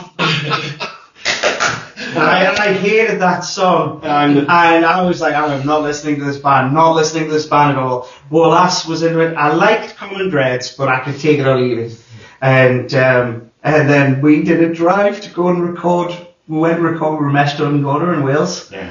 And Matt was like, "We need something on your iPod," because I was still using my iPod up until 3-4 years ago. Yeah, well, I figured In the it van. Bluetooth. Oh yeah, when I say I'm a child of 1986, I'm a child of 1986. So I had my iPod. But iPod classic. Oh, we just couldn't figure out how to get Bluetooth to work in the van. What's that? Yeah. It was a new van then, to be fair. It was a new van. We only found out on YouTube like 2022 had the same. I was like, this is the same like Bluetooth radio as in my van. He went, yeah. I went, how the hell did you manage to connect? And he went, oh, you just go through here. I was like, motherfucker. So we got back, we unloaded the van, and he was immediately. I was like, well, come here. We'll just go through. And we're like, shit, there it is. But there was no manual with my van, so I'd never. So like I've been driving for 3 years without being able to connect Bluetooth to it. But Matt was like, you need to get Spotify, which we all know is the spawn of Satan. But Spawn of Satan has allowed me to listen to a lot of varied music. Yeah. And I think that's. Look at this. Are you not trying YouTube music instead? No, I haven't. No. It's exactly the same. Yeah. It is. Is it less evil? You get better, well, my opinion, you get more benefits because using YouTube, if you buy YouTube Premium, Yeah. you'll get no adverts on your normal YouTube. I already paid for that anyway. Do you? Yeah. So you already have YouTube Music then? I have YouTube. Do I get? No way! If you're already paying for free, if you're already paying for premium, I get YouTube Music for free. There you go. So YouTube Music and Spotify. You can save £17 a month, sir. Oh wow. Wow, yeah. This is an educational Everybody podcast. who watches this now is going to be like, God, the singer of Rubai Raptors is thick as shit. Right. people might be just, fuck, is that right? That's right, people. Scoring through. What's your music? This was planned. Sponsored by Google. Yeah. So yeah, it just depends on who's the more evil of the two for you. Right. Spotify or Google, basically. Yeah, bring back the pirate. But anyway, the point that I was bringing it back to was I think people having access to all that allows them to be influenced by more music. The only thing is unfortunately the streaming services, none of them pay out what they should. Yes. It's pennies. I mean, I was telling these a little while ago that I said if you could feasibly look at, you've got, say, for instance, we've got 400 followers on Spotify. If all of them had bought a £5 CD, you know, you're looking at that. You've got what, $2,000 straight away, and that's the next record. And those people would have listened to it a few times each. You look at ours, and I think we've got something bizarre. I remember it being like 90,000 or something streams when you check our online distribution, 90 to 100,000, something like that. And I think we've had something actually nice. Can't remember the exact amount, but it was a lot on the thing. And I point out to the lads that we've made about 90 or 100 quid from streaming. That we haven't made that much, but we've got all these plays. And I said, and these will all be different people. It's like you might get some repeat, but I says nobody's sitting there listening to an unsigned band and listening to them more than 100 times on each song. Yeah. You know, there's no way of that. So I said, so you can't get up to that number. These are all lots of different people. And I think the Spotify artist thing reckons is we've had like 2,000 listeners or whatever, specifically. And you look at that and go, wow, that's a lot of people that if they bought our EP, or even if you could say, right, it's reasonable to say half of them would buy your EP. It's just, that's where you realise how much you're getting screwed over by the streaming services.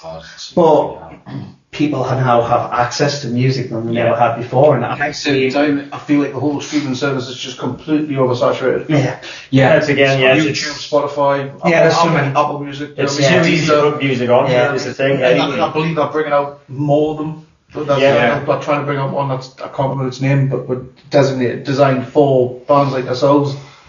But again, that's just how long's that going to last? It might sound good at the beginning, but where's that going to go in the future? That's it. You've got the latest Tidal, which is all about audio fidelity. But again, that's got a smaller user base because ultimately there's not that many artists that have got audio quality high enough to make that advantage. The thing that surprised me actually is that Spotify has so many people, and I am also guilty of this, who are on it because of that end of year thing where you can go, look at my most listened to thing. You know, your whole wrapped up thing. What else? Apple Music's going. You're selling this to me. You know what I'm saying? I'm sure there's a monthly one. You can do it through YouTube. The way they do that, we play Football Manager and text each other at 4 a.m. Oh, really? This is why I know the streaming stats. They're like, are you looking at them again? I was like, I'm just looking at the data to see where it's coming from. We're being played in Finland for some reason. I'm trying to figure out why. I'll do the same, to be fair. I'm scouting Venezuela one because. But, I've forgotten my point now. Streaming bad? Yeah, so streaming good, I think bad. A lot of people, it surprised me more the streaming services don't do something similar to the Wrapped where it is full of visuals and stuff, because that is me. They are dopamine mining with it. Like they give it because people see these body pictures that they can then share to say, hey, look, I'm in the top 1% of Anna Shikari's followers and stuff like that, you know. I'm probably going to open up a can of worms with this one as well. It's the AI stuff as well. Yeah, that's right. Anyone can just create a song and upload it to Spotify. Yeah. I'm scared of AI. The T1000's coming off. Oh, hell yeah. I think... Mate, Terminator 2 not only has the greatest theme song from an action film in You Could Be Mine by Guns N' Roses, it is also a very harrowing and accurate depiction of the future. I have to be honest, I was very happy to find out about that. What was it called again? The something flower band. It was the one Sunshine Flower.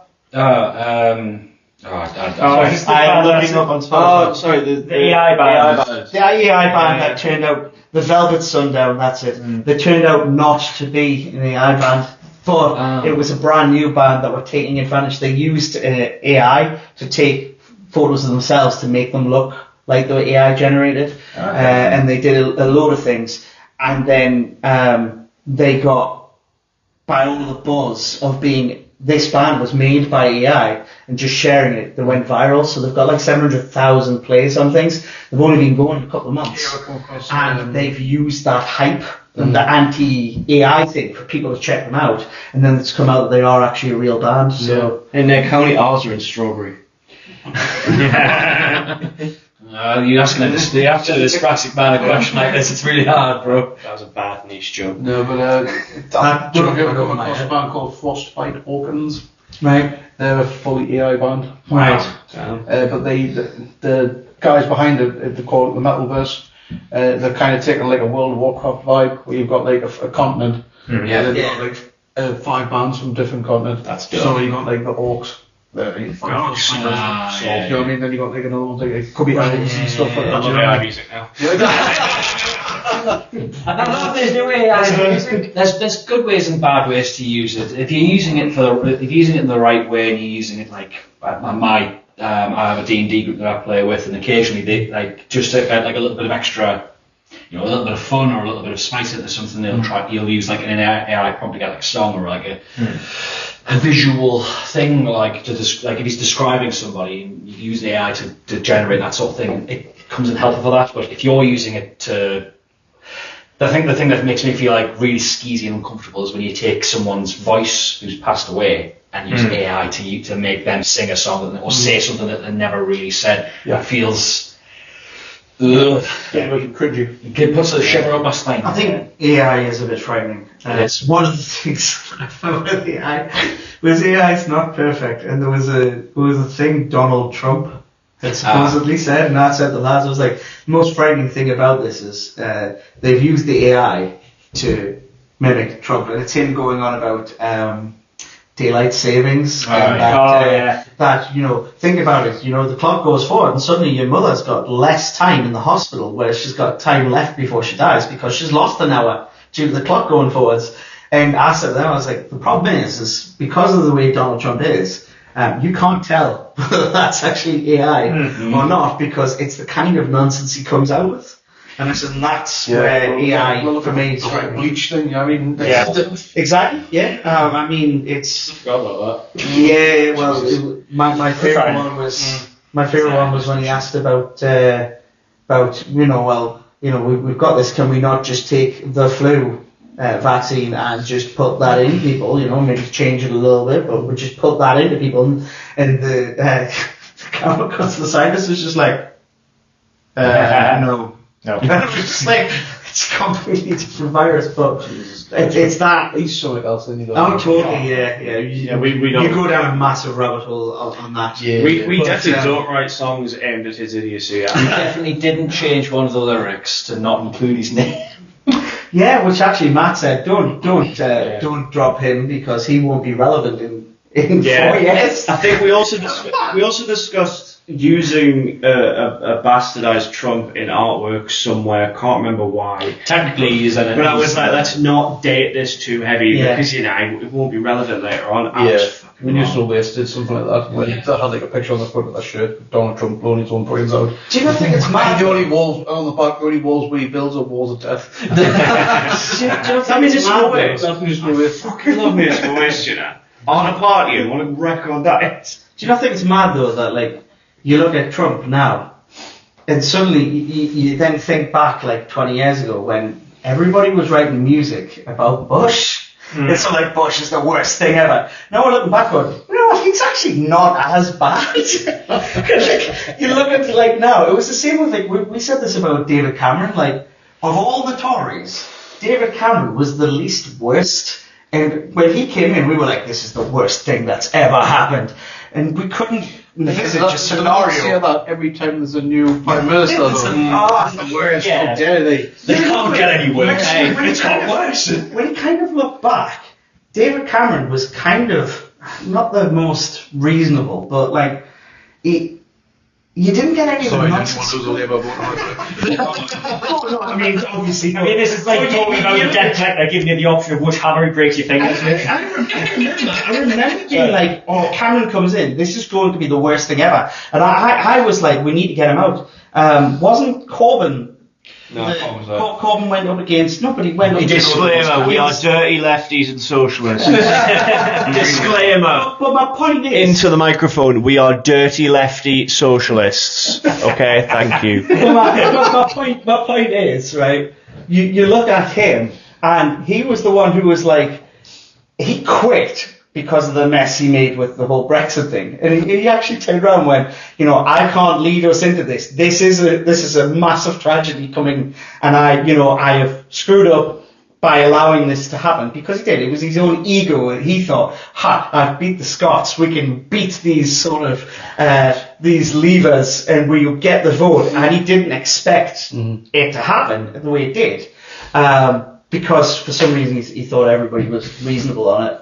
But Cameron, now when you kind of look and you go, well, there's a guy who was like, yeah, this is madness. And he actually seems the least worse. And it's the same situation now where you look at like Bush, and somehow we're in an even worse place. I just thought, wasn't this a question about banishing? Possibly, yeah.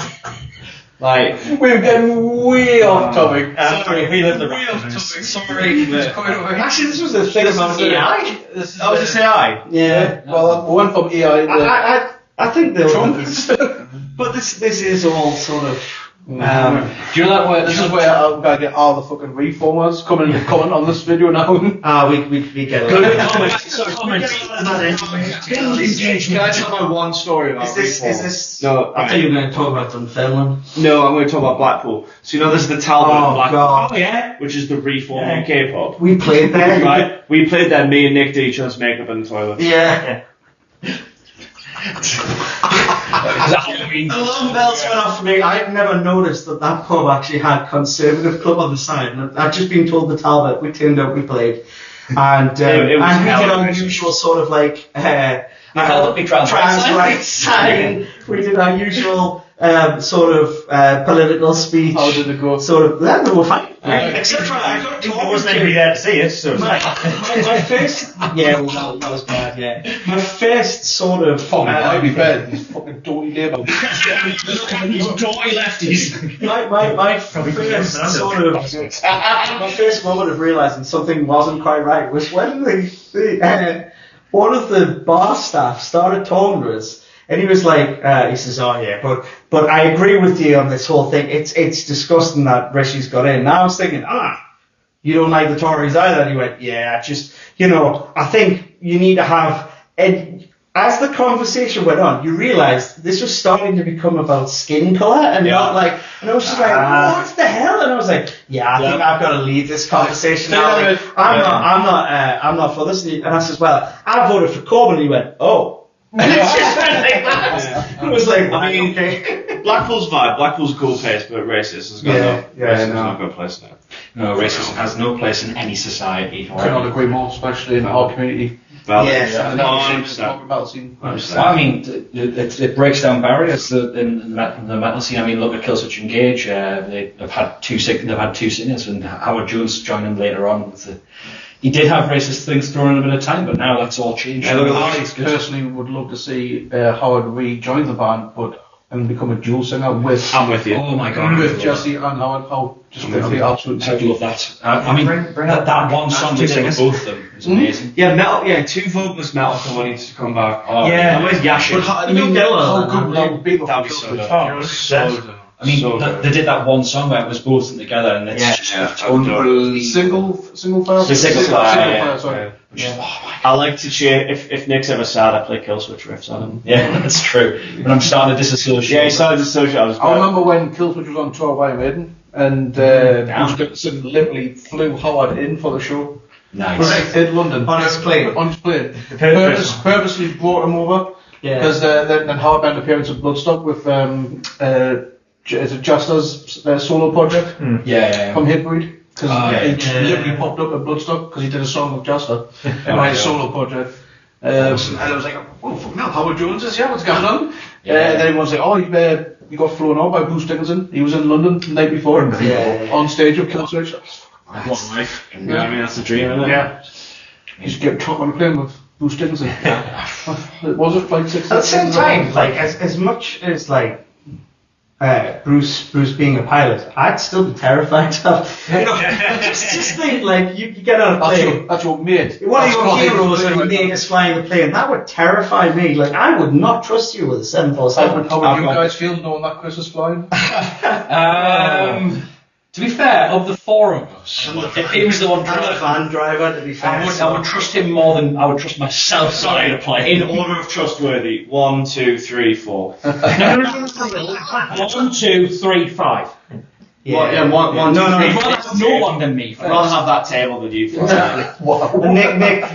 dyspraxic and has an automatic driver's license, which we Does that cover for flights? Just so it covers Unfortunately, Nick has also mostly not his fault as well. Yeah, Nick attracts car crashes. Yeah. So we played a game down the road. He went to shop and there was a car crash. Yeah, he had 4 or 5. You've had 4 or 5 now? I can't remember. Where people have crashed into him. I'm getting Just like like- final destination. Oh, yeah. We're surrounded now. Whenever he's like, I'm going, no, I was like, no, take a different section. It's what, you've had 3 cars written off on there? No, Two? two of them. That's right. Yeah, and each time it's somebody else has hit him. And it's just like, stop going there. You're Yeah. like, no. Totally different reasons as well. I mean, the first one, someone speeding. The second one, no shade. No comment. He might have been inebriated, possibly. However, that was not. However, the police did not turn up for that one. But Was that the one where there was the red car? yeah, Yeah. he was. That no. dox him. No. Nick's red car. You guys have national insurance or what? No, Nick's red car. Actually, that one. What I first school did you go to? I'd actually seen when Nick had the car crash. I'd actually passed Nick when he had the car crash. He was missing a wheel. And it was just like it had been hit with some force. That's But really you could see it was on sort of the side as he's going around the roundabout. And he was like, yeah, it just came out. And I was going round. I was on the roundabout. But his wheel was off. Disclaimer: I don't actually. I rang him up. I was like, "Are you all right? Like, is everything okay?" He was like, "No, someone's hit us." I was like, "Right." You don't say. I was more worried about the band more than anything, to be Yeah. honest, because, like I say, I'm joking when I say he was inebriated, because I've got no proof of that, but that's the only explanation I've got for why he pulled in front of Just somehow. You drink driving. You just fucking giving yourself. This is getting submitted. That doesn't sound good. I wasn't drink driving. That's alright. Oh God, that's the only explanation I've got for him pulling out in front of me is that he had sons or something. But it all got sorted, so it's all fine. I'm fine. Anyway, way off top. Yes. Yeah, sorry. Way like We are like, so sorry for No, do not apologise at all. This is like way off topic. I think this is like the most off topic I've ever been on it. Yeah. If it was going to be anybody, it would be us. ADHD. So just a couple of final questions though before we de-square it. Any surprises that's going to be occurring for you when you're on stage at Bloodstock? Any new songs you're bringing in, or as it is Dinosaur Day, we'll see you dressed up as There are murmurings of an appearance of a dinosaur. We are unsure. Not from us, though. Not from us. No. Somebody. So we have been informed that there may be an appearance of dinosaur. on stage or on the What wouldn't you like to know? crowd? You know how Why do you questions think work. That's a question I put myself. I'm flipping the script, boy.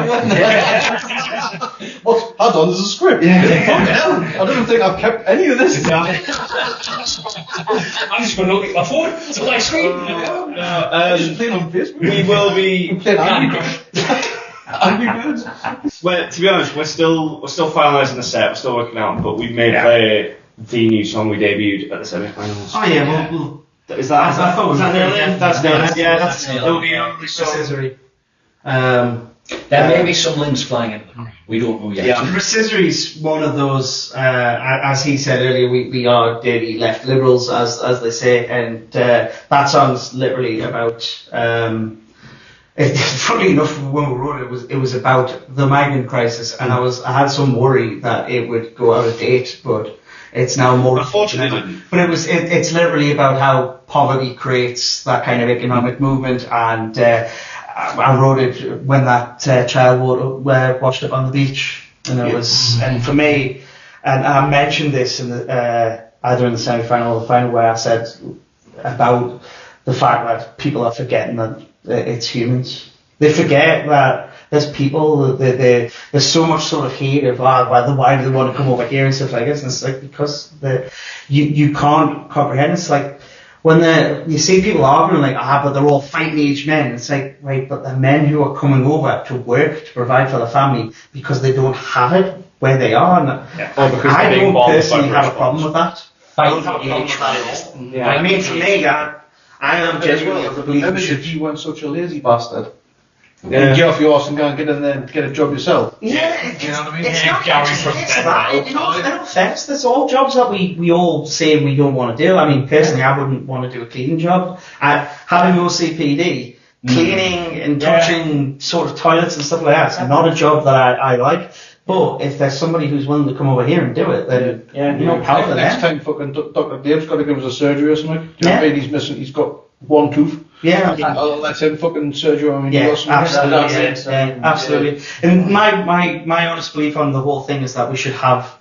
I mean, I'm possibly a little too hippie-ish, and I've been told I have utopian values and stuff. But my opinion is we have a planet that we evolved on, and the borders are just lines. But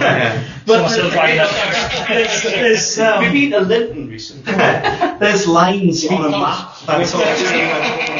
No one's ever heard of Thomas. Not willingly. No, people that went in and never came out. I just think we need I'm more of the belief of free to roam than anything, and I think that you should be able to go where you want to work as long as you're paying your taxes and things like that, and you're paying your due. I don't see a problem for someone coming over here from somewhere else. Yeah. So I'm surprised at Bloodstock though. Oh yeah, I think there's hopefully some big surprise. Sorry. Matt's like, I'm trying. That's me trying to bring that back from your political speech. Right. Yeah. I love you, man. I love you. But my point is that's what that song is about. Yes, that will be on there. And, I think the only discussion we have at the moment is we have one song which it's about gaslighting, people who gaslight you, and it is the more Midwest emo song, so it is a bit. No, it's not. Algebra. It's not about gaslighting. Yeah, it is. About people who gaslight. No, it's not about gaslighting. I see what you're doing. Someone making a joke. He was making a joke, yeah.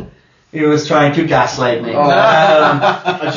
So migraine with how hard I struggle. It is that sort of happy. It is a lot more sort of, I suppose, pop punky Midwest emo-y, and there has been discussions of whether we should play that. We haven't decided because the lads are like, no. It's a bit left field. It's got to be heavy. Even in the set, it's a bit left field. Yeah, I'm not against doing something left field, but like we'll see how it goes. I just think my personal opinion is you give people a full appearance of what you sound like, so that they know where to see. You know what? I'll go see that band again. Nice. Yeah. Nice. And so after your performance at Bloodstock or after that weekend, what's next? So I'm currently in the doldrums of mixing a new record. Mm-hmm. Yeah. 7 and a bit tracks. So album, I suppose. Mini album. We toyed with cutting it down. We toyed with expanding it, but we've got a concise, strong set of tunes. I'm mixing it right now. In fact, I think after this we might go mix one. That one will have algebra and and despite them being so. Yeah, it's opposite ends of the spectrum. They fit together as a. There's a nice bit of sonic. It's the most diverse body of work I think any of us have ever been involved in. Yeah, that's fair. But I think it sounds the most like us as it can. Cool. That is the knuckle down, get that done. We've got a few dates in. We've got immediately the week after we play Bloodstock. We're playing at the Grove in Newcastle, aren't we? We're supporting Thanks for the Memories. And with Fever Kings. It's another band. 16th of August. At the Grove. Then we're touring down south in October. No, end of September. End of September we are. Vic and Swindon. No. That's Blackpool, Whitehaven. Yes. Hull. And there's a Newcastle date at Little Buildings with Tiberius, who I think are playing Bloodstock as well, actually. They actually messaged us and said we'd like you to play. So are they on Sophie's? Are they on New Blood as well? I think they're on Sophie. I don't think they're on the New Blood. So I didn't actually. They contacted us and just said, hey, would you play this? You know, we've I think they said like they'd asked before and it didn't work out or whatever. So they said, would you do it? And we were like, well, we are free. And then when we got announced on Bloodstock, I just happened to be going through and we're like, wait, hang on, there they are on the poster. They're a good band. And then we do another 4 or 5 dates in November. I think there's one we're still waiting to hear back from, but again, we're playing Newcastle Trillions for that one. I think that's with Mates as well, isn't it? That's with the Breathing Method. Busy today. Full of busy. That one's from I've got a rough date on the release of the album. We don't know.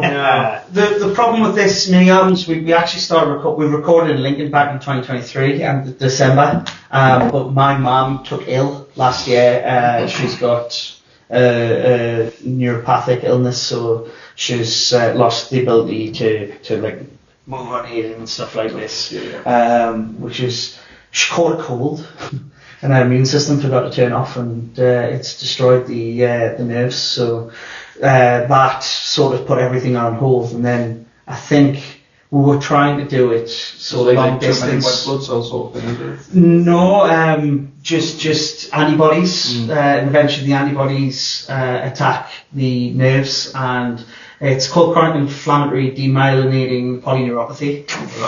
Say that 3 times. I've had to learn. It's similar to Guillain-Barré, but it basically you have these protective sheets on your nerves, and it's sort of the immune system suddenly goes, oh god, that's an invader, and it just destroys the protective sheet, which then kills the nerve itself. So she was going through that. That was why my wedding last year, which we found out the semi-final was the same weekend as Bloodstock, and I didn't realise we thought Bloodstock was the end of August. And our photographer went, Chris, you know that Bloodstock's the same weekend as your wedding, right? And I was like, no. And we actually, Will and I have never been so, because Will was my best man. One of my best men, and we were fairly relieved that we didn't win. You didn't sabotage yourselves, did you? No. My wife said, you know, at least you play the Saturday and you come back for the Sunday, and I was like, are you joking? Right? I did not sacrifice my body for nothing. No, I've never. Could you play though, Chris? We're not good at that. We're really not. As an aside, so during the horrible COVID lockdown vibes, we had to do some gigs where one of us would be missing. Like, but we have to like. It was you actually, I think. It was me, and then there was one without you. Yeah. And then then Chris got it, and we thankfully could get away with him being in the venue for just the amount of time that we had. We got kicked out, and then he had to actually start. That was the same one. That was the same one. That was wild, that, because I got in touch and said, look, I'm well enough to play, but I've tested positive, because I was doing an ONS study, so I was getting tested on blood as well, and I was being paid for it, and I had to take swabs, but I wasn't showing any symptoms. So I had a slight cough, but that was it. Yeah, so I tested positive, and I had to tell the venue, and the venue was like, well, just keep your mask on, come in, stay away from people, and then play. And I was like, so I'm going to get up on stage, like, bring your own mic. I was like, okay. And we got up, we played on stage, and obviously at this point, everything was open up. Everything was opened up. There was no lockdowns anymore. There was none of that. But obviously still testing positive. Still testing after that, the ONS tournament. And I was like, so technically, and the venue said, so technically you wouldn't have known if you hadn't been doing this for the ONS study. So you could have done this and nobody had known.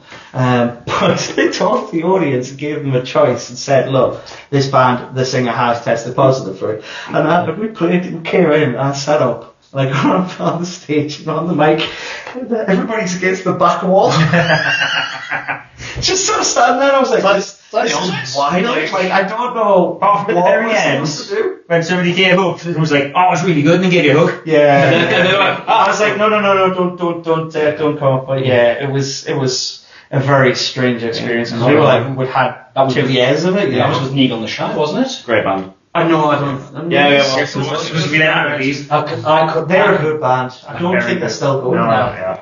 They're sort of like in a party system in Pendulum. Yeah. So When we saw us later on. Which was the first time I saw them, because the first time I was really ill with COVID. yeah, actually that was That was the one I couldn't make it because I couldn't breathe. I was still we sat in bed. Maybe new record. More shows, more goth things. Eventually get a record out and we'll just Rinse, repeat. And there'll be an awesome end of 2025. Always. Might be something for 2026, but we can't say. Sweet, of course. No. Not just yet. Can I give too much away? Yeah. Couple of quick fires then before we do end it, because the Get Heavy community will absolutely kick my arse. Being a Newcastle based band, if I don't ask, what's your Greg's orders? Yeah, I'm sorry, gentlemen. Oh. May I? First. It's a cheese and onion bake. Right. It's a Mexican chicken flatbread. It's a can of Coke. Done. That's all you need. Full fat Coke or Diet Coke? Oh yeah, I'm treating myself. That's fine. Yeah. Just because you ate all that shit, what's probably on Diet Coke?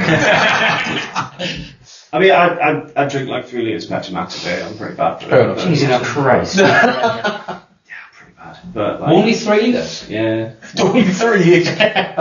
My mate had a collapsed lung because he drank 4 litres of Iron Brew a day. What? Unbelievable. How did it collapse his lung? His inside must be like orange. If anyone remember Keenan Kell? Yeah. Callum loves our son. Oh, fuck Callum. No, Callum's my mate. I was gonna say, sorry. Callum Keenan Kell. I went too many levels deep. It's like Inception. Right, sorry. Greg's order, William Ross. What's it? Yeah, steak bake. Classic. Vegan sausage roll. Oh, they are better. They taste nicer than normal sausage roll. Right. And then those chicken bites you get from the hot fridge. Oh. Odd. Yeah. Where's your drink? Greg's coffee. Greg's coffee slaps, to be fair. Yeah, but only because I get them for free. Yeah, Greg's Americano slaps. I'll let you go last. My order is 2 sausage rolls. So I'll let you go last. No, I'm just wondering why. I'm the fat guy. No, because you're the singer. Okay, Chris. How am I away? 2 sausage rolls. I'll get heavy for a reason. I'll be joining you soon. Especially when you find out what my order is. 2 sausage rolls, pork. Bacon and cheese wrap, pork. Bacon and cheese wrap. The chicken bites, all the chicken goujons, whichever one they've got at the time, not pork. Chicken, not pork. A bottle of Coca-Cola, full fat, obviously. And if I'm feeling tired, I'll also get a Red Bull as well. Nice. So yeah, I'm a fat guy, so I don't have a specific order. There's lots of food at Greg's I like. At the minute, I'll be honest, I have a tendency at the moment to get the roast chicken baguette. Vintage mob. With the with the mayonnaise. I'm really into that at the moment. Cheese and onion pasty and a Dr. Pepper, but the Ploughman's is good. The chicken oval bite is good. Shout out chicken oval bite. Sausage and bean melt, steak bake. So hang on, what you're saying is you What was the hot shot pizza? That was good. Yeah, We are lucky to have Greg's. Plus, up here, you can get ham and peas pudding and you can get Stotties. Which you can't get Stotties anywhere else. So what you're saying is, if we all walked into the Greg's together, we'd just say just look at the person behind the till and go, yes, please. Yeah. I mean, plus I have a Christmas order. At Christmas time, I Festive big steak Festive big stock. The festive sandwich. Bad. Festive sandwich is Bad. great. No, Bad. you're a terrible person. Bad. I know. No, it's not the best Be a terrible person. Christmas slice. Even worse. I could be a terrible person, but still right though. You know the worst thing I just realised is like I Nobody took said offence. yeah, I took offence that you were like, oh, because I'm the fat guy. They're pretty much just names for Greg's menu. Like, Yeah.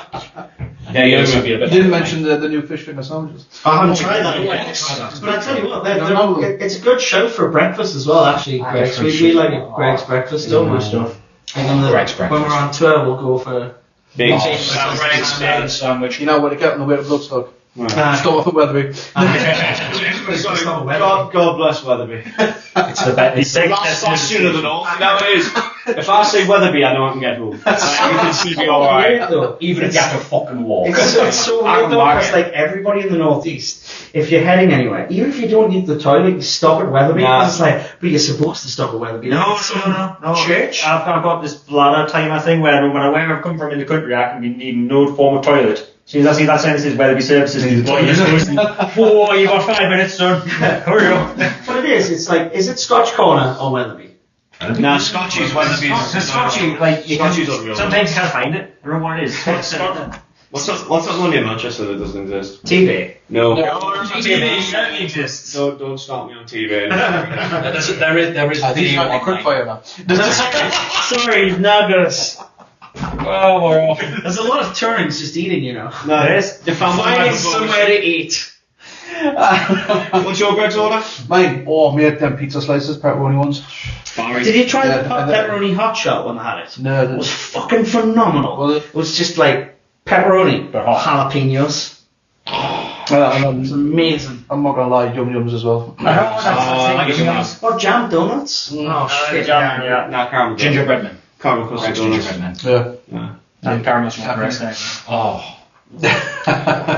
This is an ad for Greg's.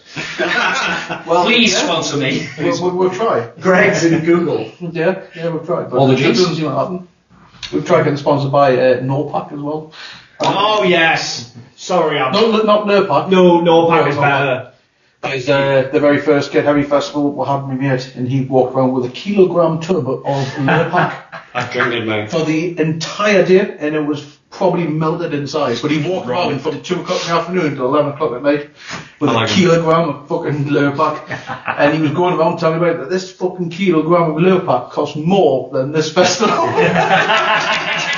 So he got a massive chant. He said, "Wait, just for me, I want a fuck you Lurpak chant," and he got it.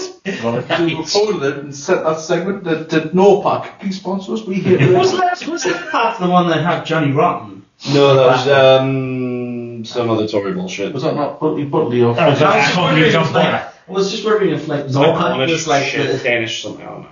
Yeah. if Norpac was like the antithesis of Lurpak.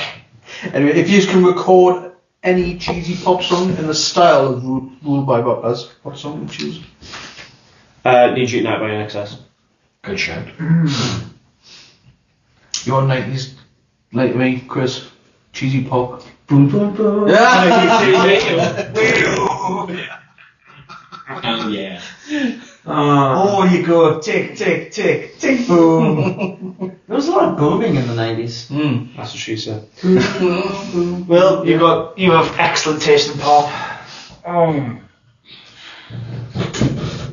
don't know. I hate to fall in that trap of like Bungo's pop phenomenon. Like that's the danger here. This is where we go directly into that. Yeah, but like you don't want to do like neo. Quickfire. That's what these questions are. Quickfire. When not good really at nice. Actually, can I change my answer to Material Girl by Madonna? Oh yeah. Smash, yeah. I don't know. Like Chat Room's on trend in it. Which one? Yeah, I took that one. Obviously. I can't believe none of us actually suggest that in deck. Oh! Duncan. Hang on. I haven't made my suggestion yet. PJ Duncan. No one's done that yet, but it needs to be done. I feel. If anyone can do it.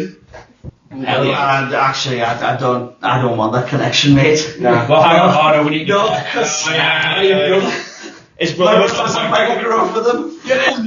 Doing this 5 years. Even better. You go do it now. I think I've got the shell. Actually, both my brothers were on Bagger Grove during that time. Bang. Yeah, Robert was next. See if you can get it sent to Charlie Fulham as well. Yeah. Stephen was on it. My brother Stephen was Speedy. Right. Bagger Grove, yeah. Nice. So. Oh, that's a whole different conversation. Yeah, we're Nepo babies. The final episode was, what the fuck's going on with this final episode? A fucking dinosaur appears, what's going on? Anyway, so you're in a zombie apocalypse? We don't give Nick a gun. We don't give... No. What are your weapons of choices? Who was the first to go? Nick's the first to die. Nick's first to die. My weapon of choice is weaponized incompetence, where I'm just going to make everyone else do dumb shit and I'm going to survive. We my outrun everybody else. my Yeah, just manipulate them into like just like I'll be on Holy Island with like the Spheres, and there'll be the Alpha Zombie with a giant dong running past. So is there? No. Great film. You should go see it. No, like the second Zombieland, you know, the big tower and the hanging roof thing. Just do that. I think this is just purely because it came up in my Facebook memories today. My stag do was last year, and we went clay pigeon shooting. I would take one of the shots. We went clay pigeon shooting. He went shooting today. We learned. Yeah, he did. We learned that Nick can't shoot for shit. Yeah. The rest of us hit quite a lot. Nick had a massive miss, didn't he? And we were like, right, okay, so there's a zombie apocalypse. We know Nick is not Nick's worth paid. giving him a go. See, you're all making the mistake of thinking, ooh, I've got the ability to look at something that looks vaguely human and take its life. I'm willing to accept I won't be able to do that. So my intelligent thinking is run away. I'll kill you if it fancies me. Fair enough. What? I don't understand where this is going either. If you were the zombie, who out your barmaids are you going after first? Him, more food. Sorry, that was too quick. No. I take that as a compliment, and you know why? Zombies eat brains. How can I say you love yes one? They don't sit eating your fat, do they? No. What do zombies do? They go brains. So there you go. See, I just know only person I have to outrun is the slowest one of these. I think you are. It's going to be me, let's be honest. The only time I'm going to be faster than any of these is if I trip on a hill and then it's going downhill. Well, then we'll all go downhill together. There's a lot of humans. Yeah, I've played enough Infected on Halo 3. I think I'll be a damn good zombie. I'm getting it first though. I can sell it. You won't even be a zombie, you'll just Be honest. I just want to play it. I was going to say, you just want to bite me. don't Yeah, you? sorry. God, oh wow. Tune in afterwards for the OnlyFans version.